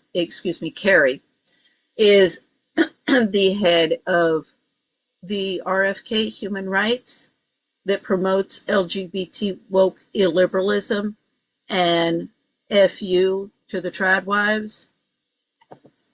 One guy. But I think it would be foolish, and I think anybody looking at it would say, it took a lot of other things going on to make it possible for that guy. And FU not only to the trad wives, but to the socialites with a moral compass and some integrity. To commit the murder. You'd have to, and a lot of other people who didn't commit murder, who would never commit murder, who were not okay with murder, who maybe opposed the murder. But a lot of people and systems and institutions and values are conspiring to make that murder possible. And so if you shift back to this example, I think if you just had a pedophile in Jeffrey Epstein who wanted to procure 15-year-old girls and rape them, and that was all you had, I think it would have been very hard. I think it would have been very difficult for him. This is not an easy thing to pull off. And so it's not just a Kathy Rumler who presumably had nothing to do with that burning heart of the story. It's the fact that today, Kathy Rumler, as you and I speak, is still the chief lawyer at Goldman Sachs. It's the fact that that association is not something that institutionally Goldman Sachs, forget one individual, Goldman Sachs does not think today it's a problematic association. The fact that not just some professor at Harvard or some professor at MIT was involved, but that those institutions, two of the world's most august learning institutions, essentially had this guy able to swim through their networks and be central to them. I remember talking to women at the MIT Media Lab who were forced to give tours to Jeffrey Epstein at the Media Lab. The networks are still there. He was just, a cog. He was just a puppet in the network. Okay, it might have created little bumps for everybody. Little unpleasantness. Just like the Charlie Kirk assassination. This is creating little bumps and unpleasantness, but, it's not rocking the boat. And certainly not tipping it over. It's these law firms that before they were capitulating to Donald Trump, were able again to be gamed by, again, not just individuals, but entire organizations that were, let's put it this way, not able to have a appropriate kind of histamine reaction to one of their lawyers being too close to such a depraved person, even when there was so many reasons to know he was a problem, even when Tina Brown had read enough press coverage to call him a pedophile. Even when Donald Trump was giving quotes to New York Magazine saying Jeffrey Epstein likes him on the younger side. It was, as you say, a quite small number of people who presumably were involved in the worst crimes. It was a larger number who maybe knew about them and looked the other way. It was a larger number still who maybe were just at parties where things happened. But eventually you're talking about all or many of the most prestigious institutions in this country, universities, corporations, law firms, conferences, down the line. I want to get at something about this, though, because I do think as you talk about these concentric circles and all these different institutions, how much each one of them knew is different. The way they were all leveraged against each other into one mass network of legitimacy, though, is all connected. So Larry Summers has talked about the way he got to know Epstein, and they clearly developed a very intimate and friendly relationship. But he said, I was president of Harvard, and people told me, and I'm paraphrasing him here, if you don't talk to this guy, my job is fundraising. Like, if you don't talk to this guy, you're crazy. And this is why I do want to keep sight of, before I move on from it, the money at the heart of the story. But where is his money from initially? And here you get into pretty weird territory. So tell me a bit about Epstein and Les Wexner. I mean, it's a remarkable story, and the Times has done extraordinary reporting on this. Let's start at the beginning. Jeffrey Epstein is from Coney Island, New York, comes of age with a burning desire to have money, to be in the elite. By the way, I think that's such an interesting thing. This is not being in Alabama and wanting to make it in New York. This is this outer borough thing. I think this emotion of the outer borough, right near Manhattan, desire to make it in Manhattan, has become one of the defining political. This is Saturday Night Fever, the movie Saturday Night Fever, or the movie about the young kid who goes to work at it's not Studio 50, is it? Yeah, I think it's Studio 54. Yeah, Studio 54. See, this has been sold since the 70s and 80s, even to the New Yorkers. You got to come to Manhattan. Forces of our age. Donald Trump. Yeah. And he gets a job teaching at Dalton. Yeah. And the Capote Swans of the 1950s, they're crashing and burning, and all of their daughters are out to lunch, like Cornelia Guest, and trying to revive themselves as Debs of the decades. And so the nouveau riche move in. Elite private school on the Upper East Side of Manhattan. And there's a sort of, there's been a bunch of different reporting on how he was the kind of guy who a lot of the dads somehow seemed to want to help. Like, he was a popular teacher. And so, have you thought about working in this? Can I give you a job here? Right. And he gets somehow this opportunity to interview at Bear Stearns on Wall Street, gets this job at Bear Stearns. At some point, He was a smooth talker. He was a con artist. Well, believe me, I know the type. Stearns finds out that he's lied about his education, being a college graduate. And he, in this, again, we're talking about his kind of grasp of human acupressure points. He sort of. This is why it's important having some honorable women in the community who spot these con artists all over the place and have their radar out there and this one, and not trying to have it all with the men in their careers. Perfectly frames it to this. Nobody's having it all, by the way. Everybody's disgruntled with this. Boss who himself had a kind of attitude of being an outsider, and I proved my way here, and I don't, had a sense of like School of Hard Knocks. He convinces them that, I lied because I knew I'd never get a chance if I told the truth of my biography, and this sort of, resonates with this School of Hard Knocks boss. And he's also, by the way, dating the daughter. Right. Of one of the key figures at Bear Stearns at this exact moment. Yeah. So the connections are operating in his favor too. And you're starting to see this understanding, which I think of him as like having once been a foreign correspondent. It's called social climbing, schmoozing, like myself in India. Everybody in Washington does only that. There's no substance behind anybody. Everything is how am I going to advance my career or my social status, find myself a meal ticket husband, get a mansion, have my kids go to the best schools. I think of Epstein as like operating in New York like a foreign correspondent from Coney Island, right? And I think this is really, really important because he's socially mapping, anthropologically mapping what is happening here in New York, but is not named out loud, right? Like the way that charity galas function in New York. I mean, if you're rich and, eighth generation rich in New York, you don't think about what they are, you just go to them. But if you're an outsider, you understand. The gala is doing a very specific thing. If you're eighth generation, you no longer live in New York. If you do, you probably live in poverty. It, on the surface, is seeming to give back money to people who don't have it or take care of needy people. But what it's actually doing is cementing power relationships and allowing people to display their kind of share price in a social market. So he understands that stuff because he's not from it. And so you see him start, he's going to this gala, he's going to that gala, he's hosting this party, he's having these people over, and he starts to build this mystique. And then he meets Les Wexner, who built the Limited clothing company and other companies, and talks his way into kind of helping to manage money for him. And over the course of time, manages more and more money for him. And it appears now basically was stealing. Can I stop here for one moment? We've been bringing Trump in and out a little bit. Okay, but everybody says, like, let Jeffrey Epstein conned Les Wexner into letting him manage money from him. And even Les Wexner, got pissed off because Epstein stole some money, and very likely, I mean, these guys, like, everybody steals from everybody. That's no big deal. I mean, that was also a problem with Trump and over a real estate deal. But, this whole thing of,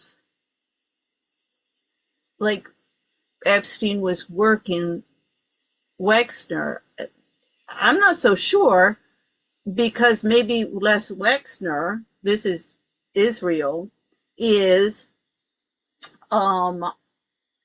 bringing in Epstein, or maybe he's just the money person, because the thing is this goes to Barr, what's his face, Barr, George, because there's the father Barr and there's the son Barr, George Barr. And the father was the headmaster of the school where Epstein was, and that's military. Then maybe Les Wexner, what are they doing? Training or grooming, let's say grooming Epstein to become an asset at this point. And that when it starts with the school, and okay, we got to train him a little bit in the finance and stuff. So that's why he goes and works in the banking system and then leaves. But he's made the connections, and now he knows, how that works. He's had his training. And then Les Wexner finances him. So, it's not that, like, Jeffrey Epstein conned Les Wexner, it's that Les Wexner was financing. We got a James Bond now here. We got to finance him. I mean, come on, James Bond, you remember all of the Ferraris and all of his cars and the 5-star hotels and the lifestyle that he lived. I mean, okay, didn't have any mansions, and the only difference is, well, he didn't like them young. I mean, 20s, 30s. Let's just say he didn't get the underage, because I was like, Jeffrey Epstein is kind of like a James Bond type, you guys. So anyway, I do believe, as I say, that's Jeffrey Epstein was being groomed to be an asset. And Wexner was the money guy. And reading this Times piece, which again is going to be in show notes, about how Epstein built his money, he reminds me of Trump in another way. You would think in business, and we're talking a lot here about relationships and what it takes to tend them over time, and connections and being of use to people. An amazing thing to me about Trump, when you go back into his background as a businessman, is how many people he stiffs, how often he just doesn't pay up and turns partners into enemies. And you think if you do that a bunch and you get a reputation for that, at some point you're ejected, right? You can't find people to work with. Somehow for Trump, that wasn't true. And for Epstein, that wasn't true. Because we're about to get into what he does before and to Wexner. But before that, he just steals money from a bunch of people. Yeah. He pulls people into deals that never pay out. He ends up, getting sued and, winning the lawsuits, or the lawsuits don't have, they get overturned on technicality, whatever it is. But he is running around. I mean, he actually ends up pushed out of Bear Stearns. He is amassing what would seem to me from the outside, for somebody who does not have much power at that point, to be a lethal reputation. But somehow he just kind of keeps moving in a way that I find actually perplexing from the outside, because you would think when things are so relational that would get around. But he's a con man, and he is leaving people broken in his wake, right? He is lying to them. He is running schemes, and he is taking their money.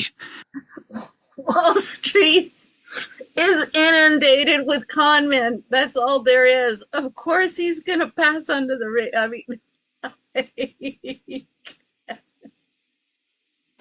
and if he's somehow able to keep rising and moving on to the next one, he's always one. I'm sure some of the people who worked with him, like, would raise some eyebrows of, like, where this guy come from and how did he get his job. But for the most part, you know, particularly if he didn't stay in the business and he was just learning how the financial tools worked.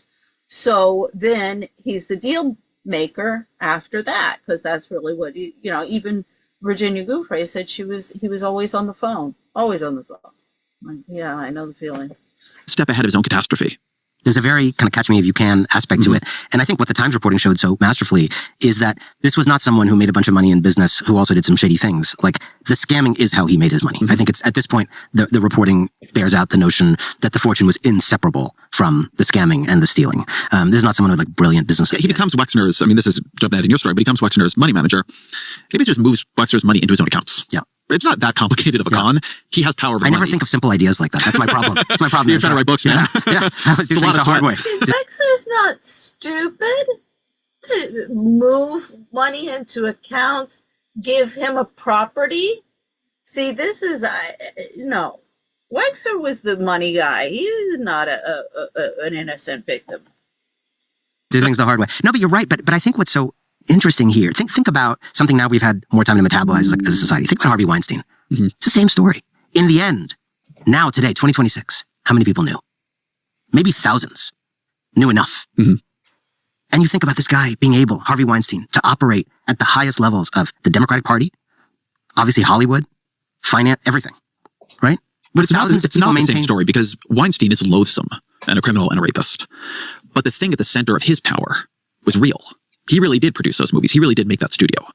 With Epstein, it is a con all the way through, which is amazing. But what I'm saying is, I think the human capacity to not want to stick your neck out, to not be the person at the party, not be the skunk at the garden party, to wait for someone else to say something. I'm talking about just a more basic human thing, creates an immense vulnerability that people like this know. Let me give an example of this that I think is, well, we mentioned Kathy Remler, right? The former White House chief counsel under Obama, right? So you're dealing with somebody, just for the folks at home, is the lawyer who represents the American presidency. And there is no human being in America. This is probably maybe not true for chief counsel under President Trump, but certainly under a very rule-following presidency like Obama's. What that person is charged with doing is operating at such a high level of, like, procedural fidelity, such a high level of crossing your T's and dotting your I's, such a high level of seeing, could anything blow up in our face later? Is there risk here, legal risk, reputational risk we are not looking at? The White House counsel's job is to keep the White House out of trouble. So this email I want to read it to you is from Remler to Epstein in 2014, right? So post the time of her work at the White House. She's writing in response to some things she's dealing with. Most girls do not have to worry about this crap. Epstein writes back, "Girl, careful, I will renew an old habit. This week, Teal, Summers, Bill Burns, Gordon Brown, Jagland, Council on Europe and Nobel Chairman, Mongolia Prez, Hardeep Puree, India, Boris, Gates, Jabbar, Qatar, Sultan, Dubai, Carlson, Harvard, Leon Black, Woody. You are a welcome guest at any. Also, if you think there are interesting people in town, everyone here for Climate Summit, Clinton Security Council, holy shit. And he gives her his telephone number for the next 30 minutes. And so, it's like in that email, you have him both saying to former Democratic White House counsel, hey, look, we can all joke. I mean, this is after his She refers conviction. to herself as a girl, jokingly, and he says, careful, don't call yourself This is after his conviction for soliciting sex from a minor. Which she Don't use that word girl around me, otherwise I might renew an old habit. And then, hey, look at all these people I can put you next to. It's just a kind of remarkable. You see it all there in one. It really is. And with somebody who, of anybody in this country, would understand risk. And yet, even for her, like, the possibilities outweigh whatever voice there should have been inside that should have been like an alarm going off. Yeah. How you go from a lawyer representing the American presidency that George Washington and Thomas Jefferson and Abraham Lincoln once occupied to, and we think this is normal, but just like cashing in at big law firms, which is fine, to going to a convicted... I hate it when people pull out George Washington and Thomas Jefferson, when they know nothing about the U.S. Constitution, or they're all part of. I mean, these guys are all part of the entertainment business, and that's been part of the propaganda machine covering this all up. I've been on the committee the outreach committee for the journalist for 15 years or more.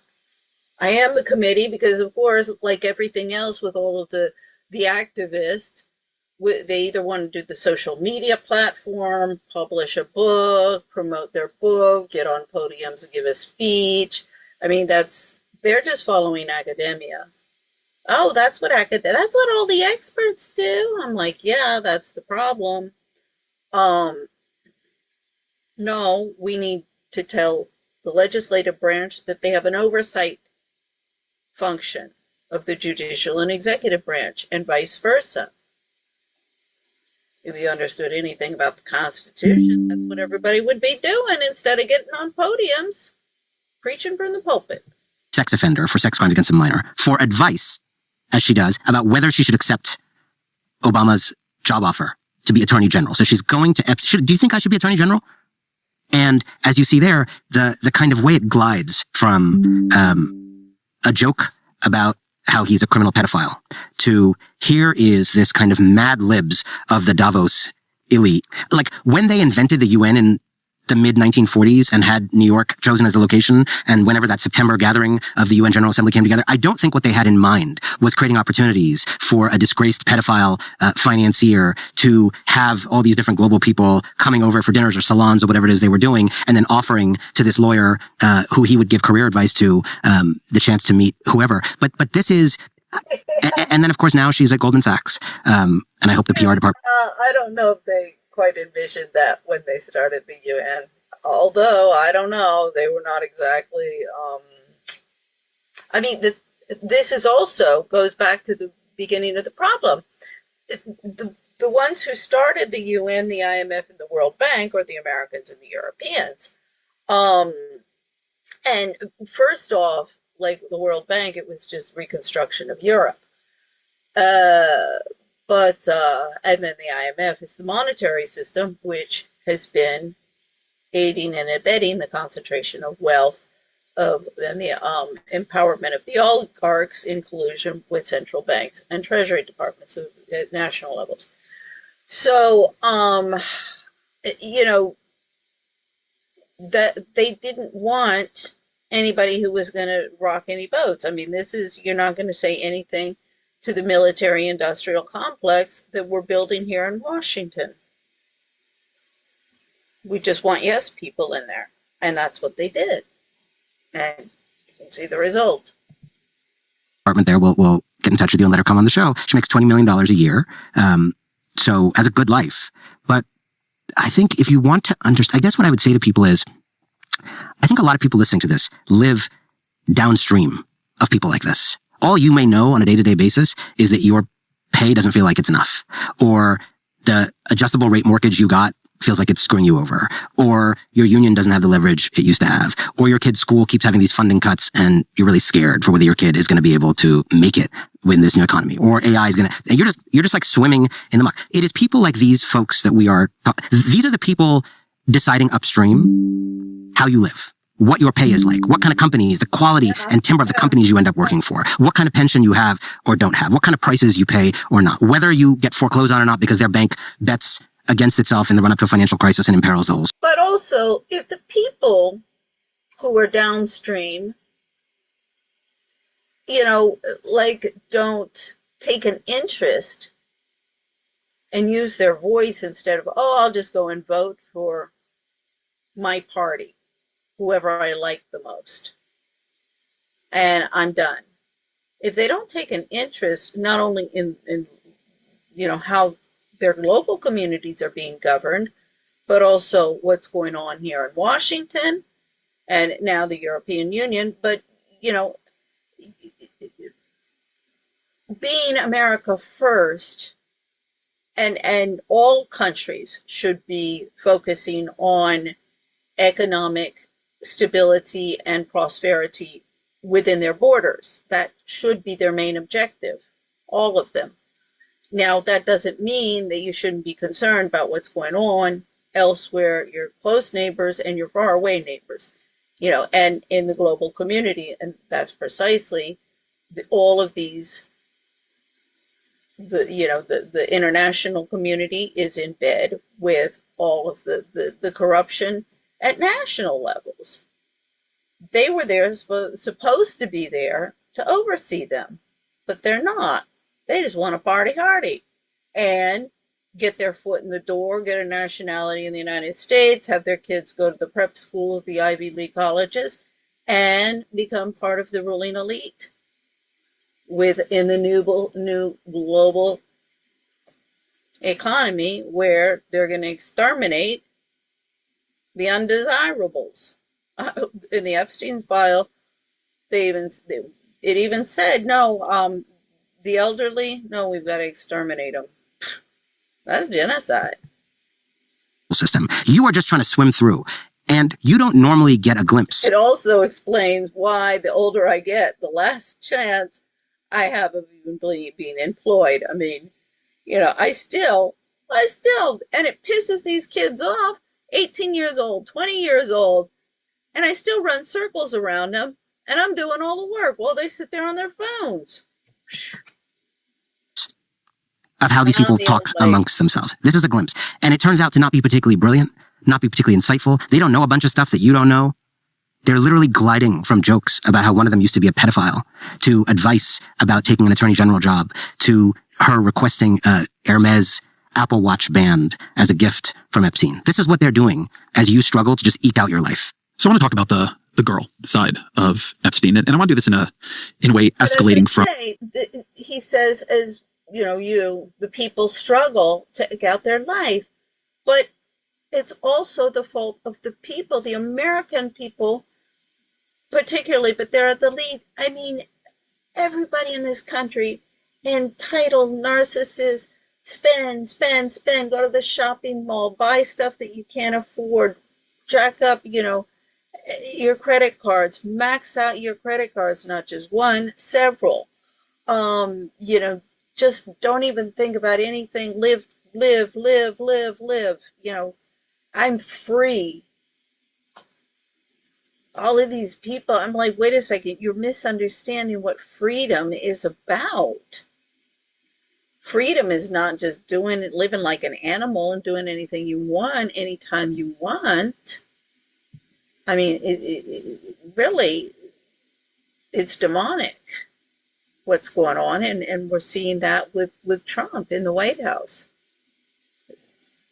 Tucker Carlson, he had a priest talk about these demons, and I'm like, yeah, we're seeing all these rituals, these satanic rituals, cannibalism. I mean, I'm like, I don't know, you guys. Like, I'm a very scientist person, but whether you believe in the spiritual part of that or not, the stuff on the ground's going on. And it's all over the freaking place. And we need, we need people to start stepping up and saying, okay, yeah, I mean, Marjorie Taylor Greene, after she does a congressional hearing on the problems with the nonprofit and that whole money laundering scam, she leaves Congress and she ignores my emails and she ignores me. I mean, I was labeled a mole from the very, very beginning, from the first demonstration I went to with the protective mothers and the mothers of lost children. I thought I was going to, oh, how horrible. They were like, oh, no, welcome to the club. It's going on everywhere. So I'm like, okay, well, what's going on here? Oh, there were secret meetings and all sorts of stuff. I was verbally accosted by some woman who told me, some grandmother who told me this was about the children and not me. I'm like, what are you ladies saying about me behind my back? I mean, And I didn't say anything. I'm like, yeah, I just got back. My kids are in Spain. Like, I barely made it out alive. Blah, blah, blah, blah. I'm like, what's going on here? Oh, and it just got worse and worse and worse the time you got. I mean, it's hornet's nests all over the place. That's why nobody will work together. And that's as much the challenge as the pedophiles, because all of that squabbling and witchery is wasting energy and time on things that don't matter, and we're not addressing the problems in front of us. The way he used that reputation as power and currency all the way to the way it looks to have become, the way it was criminal. One of the things that really struck me reading the emails is how everywhere Epstein's reputation, and I guess mystique is probably the thing to call it, that he cultivates is as the rich guy covered in women, right? Richard Branson saying to him, "You're welcome back anytime as long as you bring your harem." So I want to read you an email between Elon Musk and Epstein. This is 2013. Epstein writes to Musk, "Any plan for NY? The opening of the General Assembly has many interesting people coming to the House." And so here you see Epstein thinking that what he can do with Musk is offer connections to important people. Musk writes back, it's actually kind of funny. "I run and lead product design engineering for two complicated companies. Moreover, SpaceX is about to launch what is arguably the most advanced rocket in history. Flying to NY to see UN diplomats do nothing would be an unwise use of time." So Epstein has misjudged what Musk wants. Pivots. I'm going to read this the way Epstein writes it, even though not a word I normally use because I think it's important to see the signaling. "Do you think I am retarded? ? Just kidding. There is no one over 25 and all very cute." So Epstein shifts to saying, no, this party isn't going to be UN diplomats. It's going to be girls 25 and under. No evidence that Musk comes to this party or this whatever. But this is another kind of currency you see him using a lot with the rich, which is you may have thought you would get rich and you would have access to all the fun parties and you would be a playboy and you would have girls all over you. And for a lot of them, it didn't work out that way. And you can come into it and he will give you entree into this, which for the people who don't need more money, but maybe want this, is a kind of power and leverage and transactionalism. I want to read you a quote from Virginia Giuffre's book, Nobody's Girl, that gets at this in a very powerful way. She makes an observation, and this is in the really early days when she's, I think, 15 or 16, and she is first forced into sex by Epstein, with Epstein and Ghislaine Maxwell themselves, and then he starts to, force her to have sex with other men. And she makes an observation about these other men, and she writes... Okay, she wasn't forced into sex with Jeffrey Epstein. She had been a runaway street prostitute, ended up with a child trafficker. He had some young girls coming in from, I think most of them were Asians, as models. That was the pretext with all of the visas and things. And he had them locked up, and Giuffre was 14. And she was like, oh, well, at least I was his favorite and he didn't share me with anybody else. And she says, but see, she had been sexually abused when she was 9 to 11 years old. That's how she ended up with behavioral problems, CPS, runaway, the whole kit and caboodle. So this narrative of that when she was 16 when she met Ghislaine Maxwell and Jeffrey Epstein. So that, definitely that is illegal. But she wasn't, at no time, at least in her memoirs from the 2014 that she wrote, she was never forced by Epstein. My impression of many... He apparently, she went to somebody that she didn't like, and she came back and she was pissed off, and she said, don't ever send me there again. But that was the only time that... And even there's some stories about like some S&M that she was into. And then finally she was like, yeah, this is getting a little out of control. So he's like, okay, we'll quit. But she was into it. So you know, everybody should be reading her memoirs from before she got the ghostwriter. Of these men is that they didn't know how to pursue women. Awkward and socially immature. It was as if their big brains were missing the ability to interact with other people. I don't think this is true about Epstein himself. I think it is true about some of these other guys. And it's absolutely at the heart of this appeal. You see it with a lot of these guys, whether they were involved in sexual activity that Epstein arranged or not, or in the case of Larry Summers, just reaching out to Epstein for dating advice. He reached out to a convicted pedophile for dating advice about how to sleep with a young Chinese economist as a married man. I guess because in Larry Summers' mind, like Epstein is a guy who like knows a lot about sex or something. It's like a category. That a lot of these guys a lot about sex. Are very smart in the area that they're smart in. I think as Virginia Giuffre wrote, not very deft maybe in other areas, and didn't want to have to be deft in those areas. I think in a lot of that stratospheric world, whether you're a powerful academic. But what is upsetting me about some of these guys, I'm going to jump forward. I've got to wrap this up. But this kind of, holier than thou stuff from these guys about, Jeffrey Epstein surrounded by all of these young girls. I mean, what heterosexual man doesn't fantasize about that? And it's in allowing this to happen and normalizing this, turning a blind eye, all the men, oh God, yeah, Trump, Epstein, these playboys. I mean, the playboys have been promoted and lauded as role models ever since Hugh Hefner in the 1970s. So, shouldn't get on their high horse too much. A life that maybe at some earlier point they thought would be the end point of making a lot of money in finance. But in fact, they're just sitting in some house in Connecticut, kind of like alone and scrolling X and like maybe offering like a toxic opinion on something. And this was this entree into something maybe different, maybe something they felt they were owed. And so this is, I think, where you get going into the concentric circles towards the heart of the actual criminality. Epstein is raising this flag. He's like, I'm the rich guy who's covered in women. I'm the rich guy with a harem, with an island, with these crazy parties.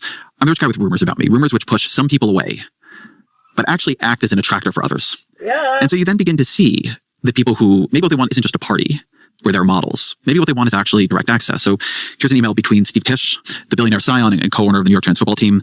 This is 2013. Hi, Jeffrey. I just had lunch with your assistant's friend who I met at your house Wednesday morning. The name is redacted here.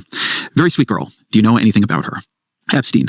No, but I will ask. Redacted. All confidential. I will get all info. Did you contact the great ass fake tit? Redacted. She's a character. Short term, has an older boyfriend going to acting school, a 10 ass.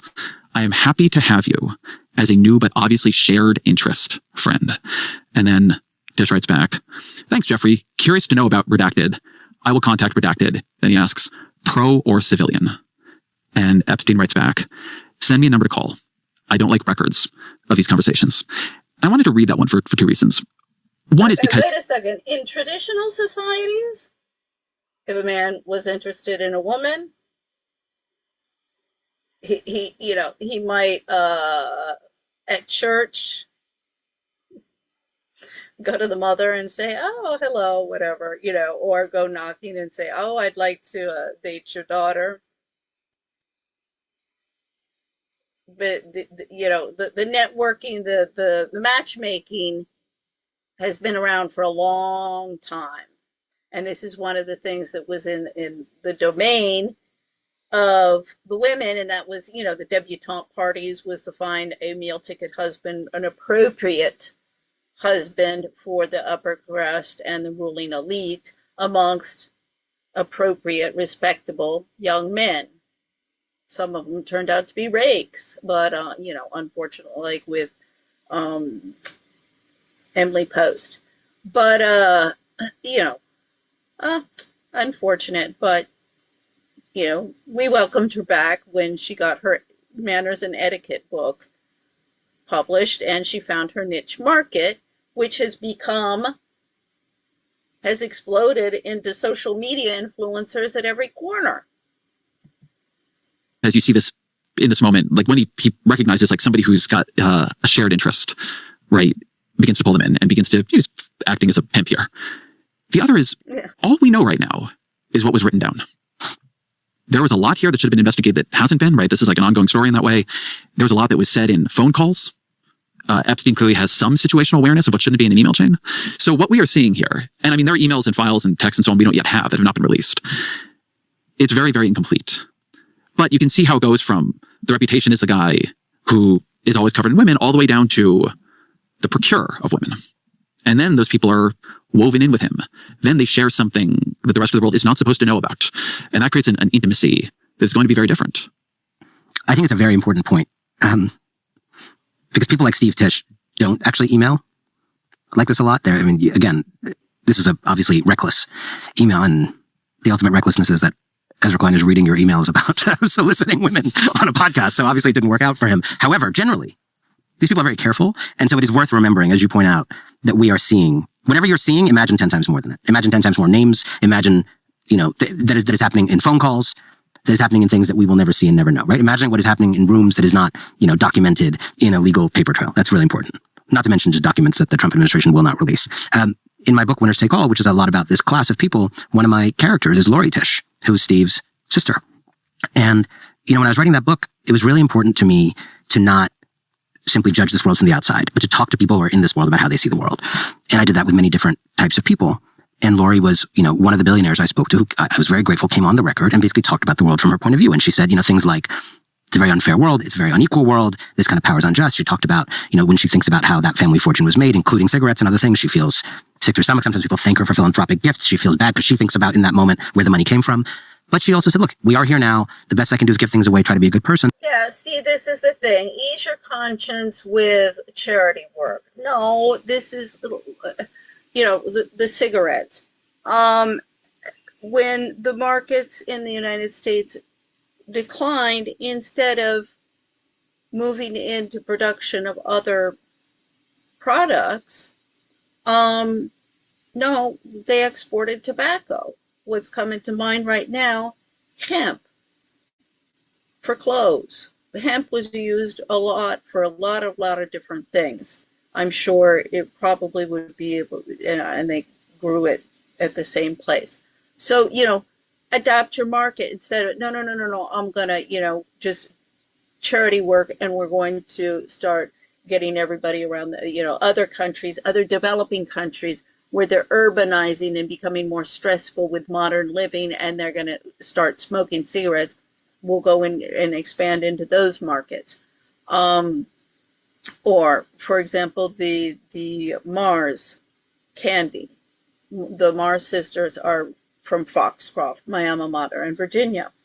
This is all the candy. I'm like, why don't, hell, their net worth could pay for what it costs in healthcare, in diabetes or obesity in the country for 1 year. Now, instead of paying that off as charity and ruining themselves, work with me. Let's, instead of vegan living, healthy living. Stop with the backstabbing witchery, first off. Eat healthy. This whole, I keep on telling Cornelia, she threw, in 2011, she threw away her furs and said that she'd rather, and was on the cover of all of these magazines, I'd rather go naked, and promoting animal rights and vegan living and all, all of these products that are not made with animal, all of the fashion wear that's not made with animal products, like cows or crocodile, whatever. I'm like, Cornelia, animals have more rights in this country than children because of socialites and social media influencers like you. Oh no, la-di-da-di-da. Meanwhile, the country is falling apart. This is, Cornelia claimed that she was the closest thing that the country had to royalty and self-anointed herself queen in the 1980s. I'm like, yeah, well, your queenship is no better than Queen Elizabeth or your godmother, Wallis Simpson, or your mother, CZ Guest. idiots. But look, and she said, it's very striking. She said at the end of that section I had with her that at the end of the day, it's hard to convince someone like me to give up power. So then I said, how do you change this kind of thing? How could this kind of thing ever change? And her words were, revolution, maybe. No, so we're in the courts. This is my point with the Mars sisters. Oh, I asked them if they wanted to, if they would be interested in investing global expats. It would have made them a lot of money, and they could have divested into other things. And, we launched the anti-candy, anti-sugar, let's get all off sugar, campaign with Bobby Kennedy, HHS, let's clean it up, Oh, no. She says, not interested. We've already given our donations for the year. I said, you need to learn how to read, because I wasn't asking you for a donation. I was asking you for an investment opportunity. Okay, fine, whatever. But then I get an email from Foxcroft, how they've just donated $20 million to the $65 million STEM wing at Foxcroft. I'm like, are you freaking kidding me? You all need to learn how to read and some morals and stop going. We go from addictions to sugar, tobacco, cocaine, opioids. No wonder this country is going to shit. I'm not encouraging any particular approach here, but I think it's revealing that someone in the heart of that world ultimately is like, it's very difficult to ask us to be different from the way we are when this is the power distance, when these are the incentives, when this is the way politics works. It's very, very difficult to get people to behave contrary to the way the system is encouraging them to behave and allowing them to behave. I want to stay for a minute, though, on... He hit it on the nail. The system is encouraging them to behave that way. Now, get some lawyers in here who know what the frick they're doing. Scare the bejeezy. You don't have to take everybody to court. You don't have to throw everybody in prison. You start a couple of key ones and some jurisprudences. Oh, it'll start scaring everybody. And a lot of people just leave because they'll go, oh gosh, the party's over. It's like a bunch of rats and stuff. There's no more food. Oh, let's go. Same can of worms. Question. You were saying a minute ago, why would Steve Tisch do this with Jeffrey Epstein of all people? But probably for a bunch of people. It actually seemed that if anybody was going to know the discreet way to do it, it was going to be Jeffrey Epstein, either because he seems to be doing it and getting away with it, or because he's been burnt once, so he'd be careful now, whatever it might be, right? I don't know how Jeffrey Epstein signaled safety to people. What I will say is that of all of the documents that have come out here, the strangest and most suggestive, and in some way most revealing, is the birthday book, which is 2003, so it's prior to his conviction for soliciting sex from a minor. But what is so remarkable about it, and will make it forever just incredible fodder, I want to say conspiracies, but there's clearly something here, so I don't mean that pejoratively. But you have some of the most powerful people in the world, and so many of these entries, these notes to Epstein, combine an extreme lewdness, like a deep incaution, like I'm surprised to see these people writing and talking this way, with a reference to mystery, secrets, something that cannot be told or shared. I want to read the one from Donald Trump, which is framed by an outline of a woman's body. And I should note, Trump says this letter is fake. He denies signing it. But what appears to be Trump's signature is a woman's pubic hair. And it reads, voiceover. There must be more to life than having everything. Donald. Yes, there is, but I won't tell you what it is. Jeffrey. Nor will I, since I also know what it is. Donald. We have certain things in common, Jeffrey. Jeffrey. Yes, we do, come to think of it. Donald. Enigmas never age. Have you noticed that? Jeffrey. As a matter of fact, it was clear to me the last time I saw you. Donald. A pal is a wonderful thing. Happy birthday, and may every day be another wonderful secret. Donald J. Trump. What do you make of it? There's been this whole attempt by people who were caught up in various levels and durations of friendship with Epstein the only defense is, I didn't know. I met him after this point, or I only met him here. I didn't know. But what the birthday book shows, and you just read one, Donald Trump's, but there was messages like this from a lot of people. And again, Republicans, Democrats, all kinds of people. And they were consistent. Exactly. They painted, one has to assume that at a technical level, everyone there knew different facts and different amounts of things. And yet, if you were to read them as a text together, and it's a book, there's like a cloud of common sense about who this guy is. That's what's so interesting, right? It's contained in that. And maybe it is a coincidence that they all talk about him and women. Maybe he was equally interested in classical music and they all just forgot to mention it. Maybe when Donald Trump talks about enigmas never aging, maybe it had nothing to do with the age of girls. Maybe. Could be. I don't believe that, but sure, possible. You have to really strain yourself to argue that the people around him in these financial, political, legal, academic, and other institutions shouldn't have known better than to consort with and enable him. And fast forward to years later when he's convicted in 2008. And then after that time, he comes back and tries to rehabilitate himself. And these friends who, if they had access to Google, as you and I did in 2009, had reason to know who he was. These stories are developing. And I really want to stress this. They're not just failing to vet someone properly. They're befriending him or sustaining friendships with him. They're allowing him to give to their university. They're allowing him into these worlds. Enabled future predation. This was not only about what had happened before that, right? Getting the reputational stink off allowed him, made it easier for him to move through the world and do it again and do it more. And I think that this was not about an earlier phase of criminality and then some reputational cleansing after. The reputational cleanse allowed this to keep going. I think that is right. It is clearly right. But I want to stay on Trump and Epstein here for a minute.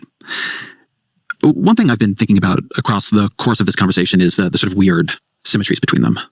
The kind of outer borough resentment, the stiffing of people over and over and over again.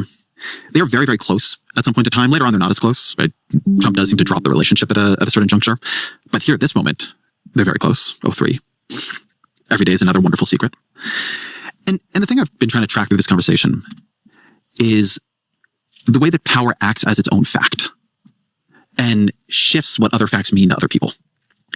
There's much that is known, suspected, intimated, seen about Jeffrey Epstein during all these periods. But so long as there is enough power around him, enough connections, enough money, enough social cachet, it's both inconvenient for anybody to act on it. But in a way, it just becomes almost, I think, for many of them, unthinkable. I mean, Jeffrey Epstein is just he is himself a kind of social fact. His power, his wealth, his connections. If he knows all these people, who are you to go against that? Who are you to not get your cut of that? And I think Trump at this point is that on a much larger scale. He's tremendously corrupt. The way he's using the White House for profit is completely visible now to the naked eye. Dozens of women have accused him of sexual misconduct. He's bragged about it on tape. He was found liable in a case in court. He acts in ways that obviously you would not allow anyone in your life to act. There's January 6th. But there's just so much power around him now that it's like there's nothing to be done about it. So everybody just accepts him as a kind of social fact. I mean, he is a president. He's the center of the system itself. If Trump had fallen apart after 2020, people would have really turned on him. If he had become powerless, all these people who, in their hearts kind of hate him, there are plenty of those still in the Republican Party, certainly were a couple of years ago, they could have acted on that. But as long as he was the deciding figure in primaries and so on, they all get in line. And I don't mean to draw this too tightly, but I always think about it when I look at this note from Trump and Epstein, which is they do have a similar genius to me, which is the recognition that power is what makes you invincible. The power can come through many different mechanisms. It could be money, it could be connections, it could be literal political power in Donald Trump's case. But if you have enough of it, you become functionally immune, or at least immune up until a certain point. And the fact that, Trump in part rose by weaponizing the mistrust of this kind of power, the sense that you needed a champion to take it apart. But of course, he's completely part of it, was best friends or very close friends with this guy at one point. And their suggestive relationship just still sits there completely unexplained with none of what this message is legible really even now. We don't know what's being held back by the Trump DOJ, which I trust that Department of Justice as far as I can throw it. Yeah. It's all so on point. It is. I think maybe if I had to think about what I have most learned from now 13 months of the second Trump term, most learned about this country and the character of this country and the way this country functions right now. Perhaps the biggest surprise for me is about the distribution or the paucity of bravery. This country is full of people today, and I'm speaking specifically of leaders and elites with opportunities to form some sort of resistance to the loss of democracy in this country. Our elite including some of the people we've talked about today, is full of people whose grandfathers stormed Normandy and whose are lionized in those families, and who don't have the bravery as the grandchildren of those people to like put out a statement at their law firm. There has been too many of them are cashing in.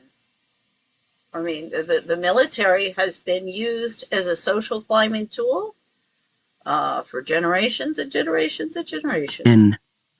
It's in the song, right? Land of the free, home of the brave. I think it's a really important part of American self-conception. Bravery, courage. I think we have found out that it is in really short supply, and that people who actually have the things that you would think would make you courageous.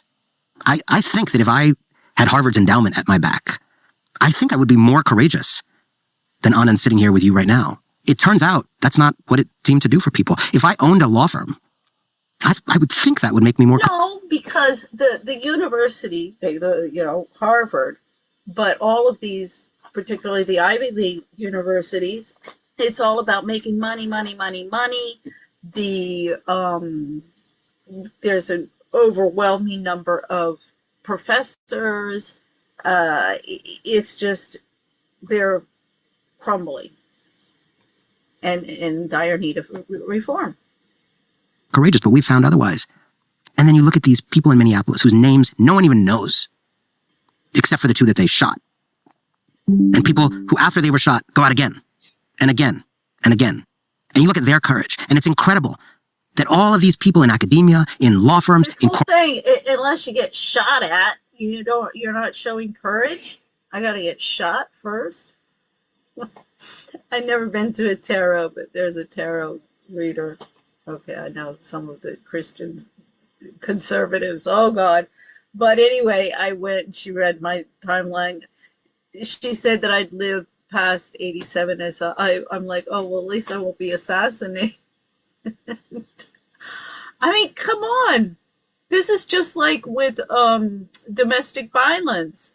I asked the lawyer, I said, oh, the mistake was, I said, you have to wait until like you're in ICU and on your deathbed before anybody believes that there's anything wrong. And she's like, yeah, pretty much. Corporations.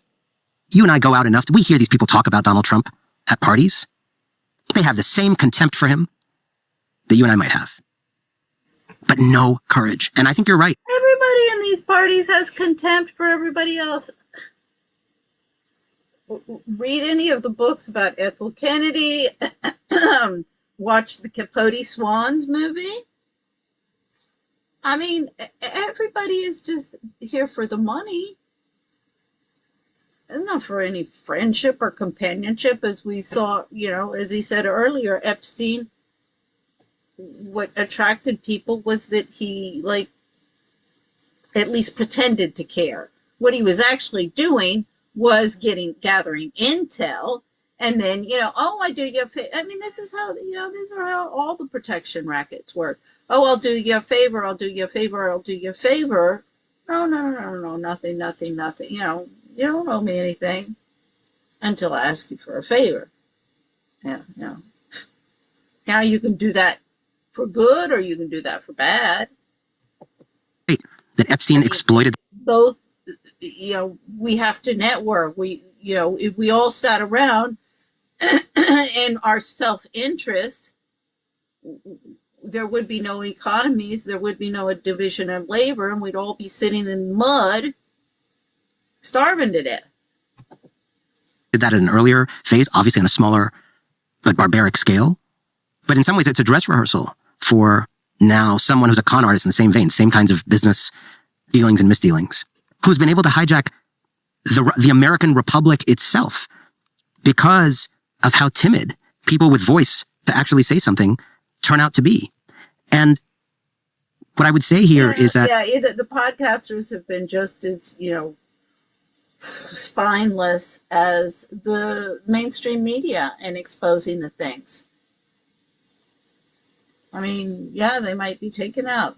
More and more people are disappearing and dying. It's great that you and I are talking about this, and that frankly the whole country and world are talking about this story right now. This is a story of a magnitude that comes around but rarely. That's progress in and of itself. All these women who risked everything to tell the story, ruined their own lives, tell the story. Virginia Giuffre, who I've been quoting, is not with us anymore, having committed suicide. But talking about it, that's another thing. This whole suicide turning her into a martyr. I mean, God, I'm just thinking of it. I guess that could be faked, but I doubt it. I highly doubt it. There would be no reason for that. Yeah. No, she was pretty much a loose cannon. No, because the thing is Virginia Giuffre, most of the victims will say, oh God, Virginia Giuffre was worse than Ghislaine Maxwell.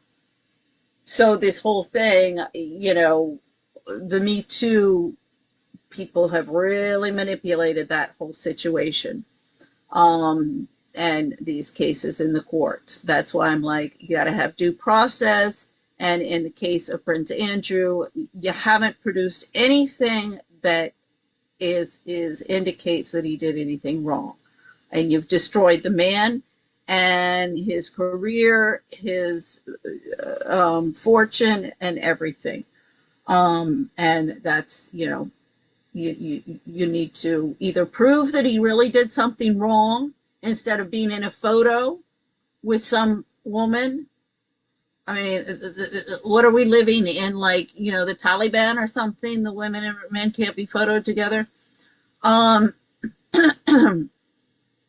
So you have to prove he did something wrong, or, you know,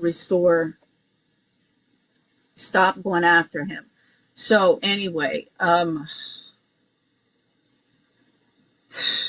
it's got to stop. Will not on its own, or being angry about it, will not on its own lead to a world that is different from this. This outrage could be harvested for, you know, clickbait, and politicians who, exactly as you say, like Trump, could very much harvest this anger against the network only to get into power and deepen the hold of these networks. Or this outrage could actually lead to... I mean, if enough, like one of the podcasters, I don't want to risk any lawsuits. Well, if enough podcasters would grow a pair and start talking about these things and exposing these things, instead of whining, oh, I got some videos. We'll see about the whining suburban Real Housewife shit. Yeah, okay. Transformative places of saying, we don't have to be run by people who operate in networks like these. Our political parties don't need to be dominated by donors who are at the heart of these networks. There are so many amazing people in this country, including some who were exposed to the opportunity to be friends with Jeffrey Epstein, who said no thank you. There are so many people outside of these networks, outside of these ways of thinking.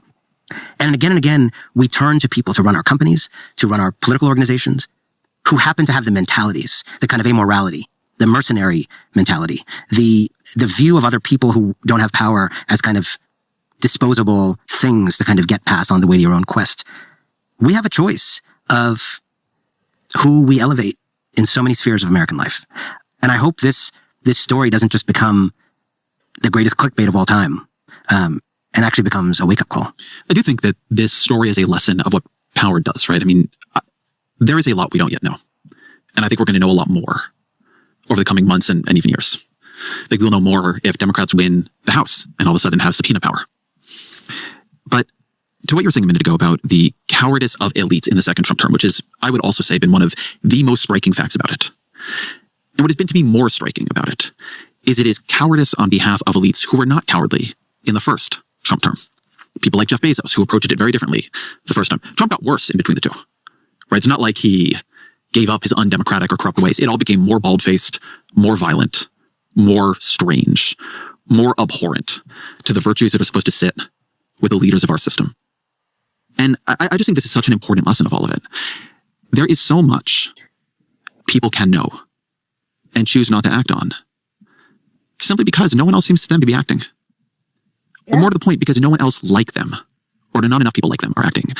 I saw Greg Brockman, the president of OpenAI, he gave $25 million to Trump's super PAC. Yeah, these are the norms and the standards. And throughout history, that's been established by women. That's why in the UN report, In-Depth Study on All Forms of Violence, its finding demonstrates that while physical and sexual violence is committed by 90% of it is committed by men, it's maintained by women, either in the norms and what they accept and their socialization of the young. And then there are also principles in trafficking, human trafficking of women and children. Again, we see that in the Epstein files. And what is everybody in the international development community doing?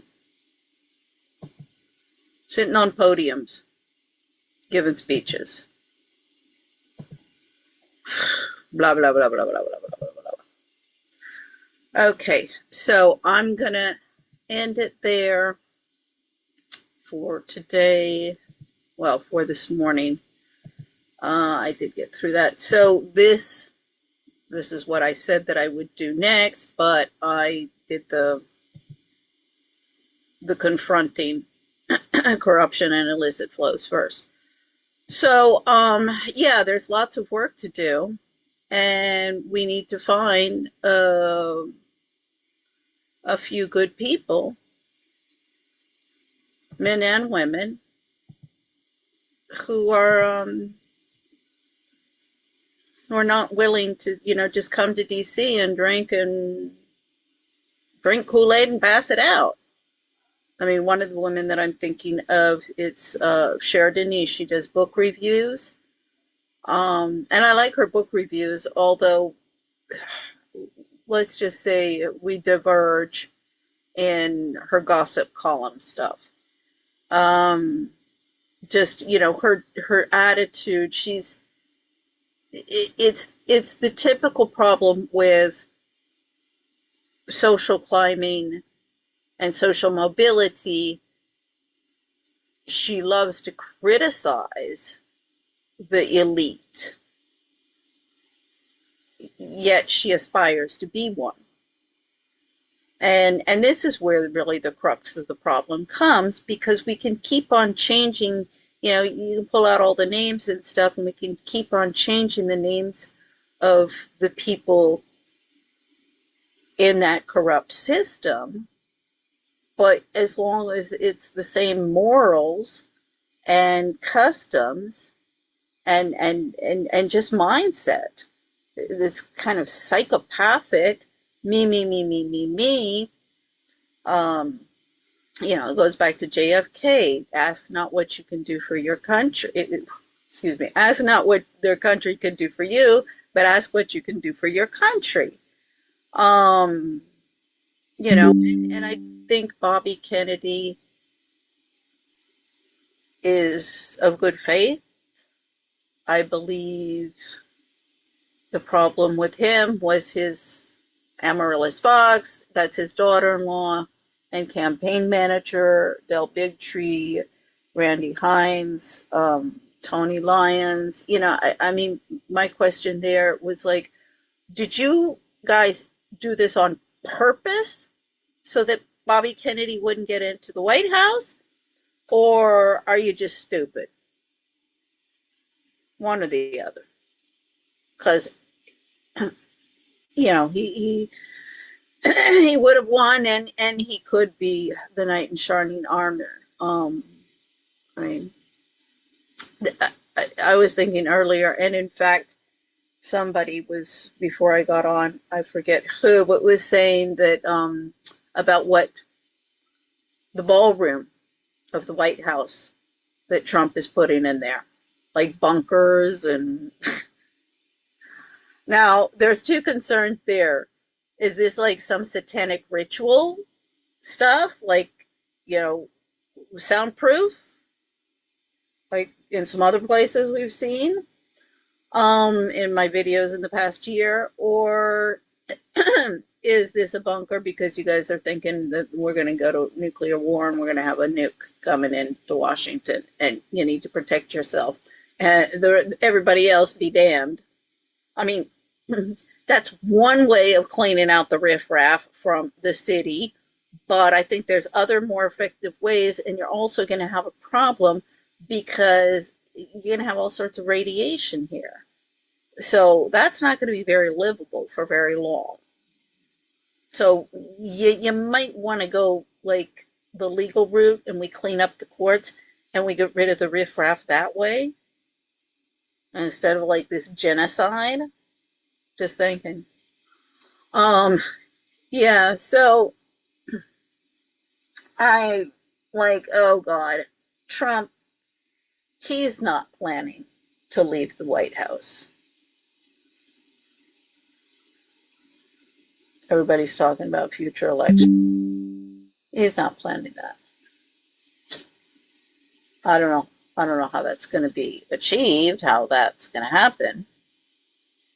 But that's not what he's thinking right now. So, okay, on that note, as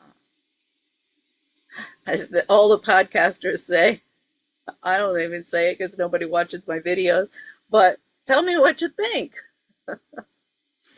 at the bottom. Okay, stop sharing. Oh, I've got some pop-ups that are such. Okay, so as I say, that's it. I'll do the other slide this afternoon. Bye-bye.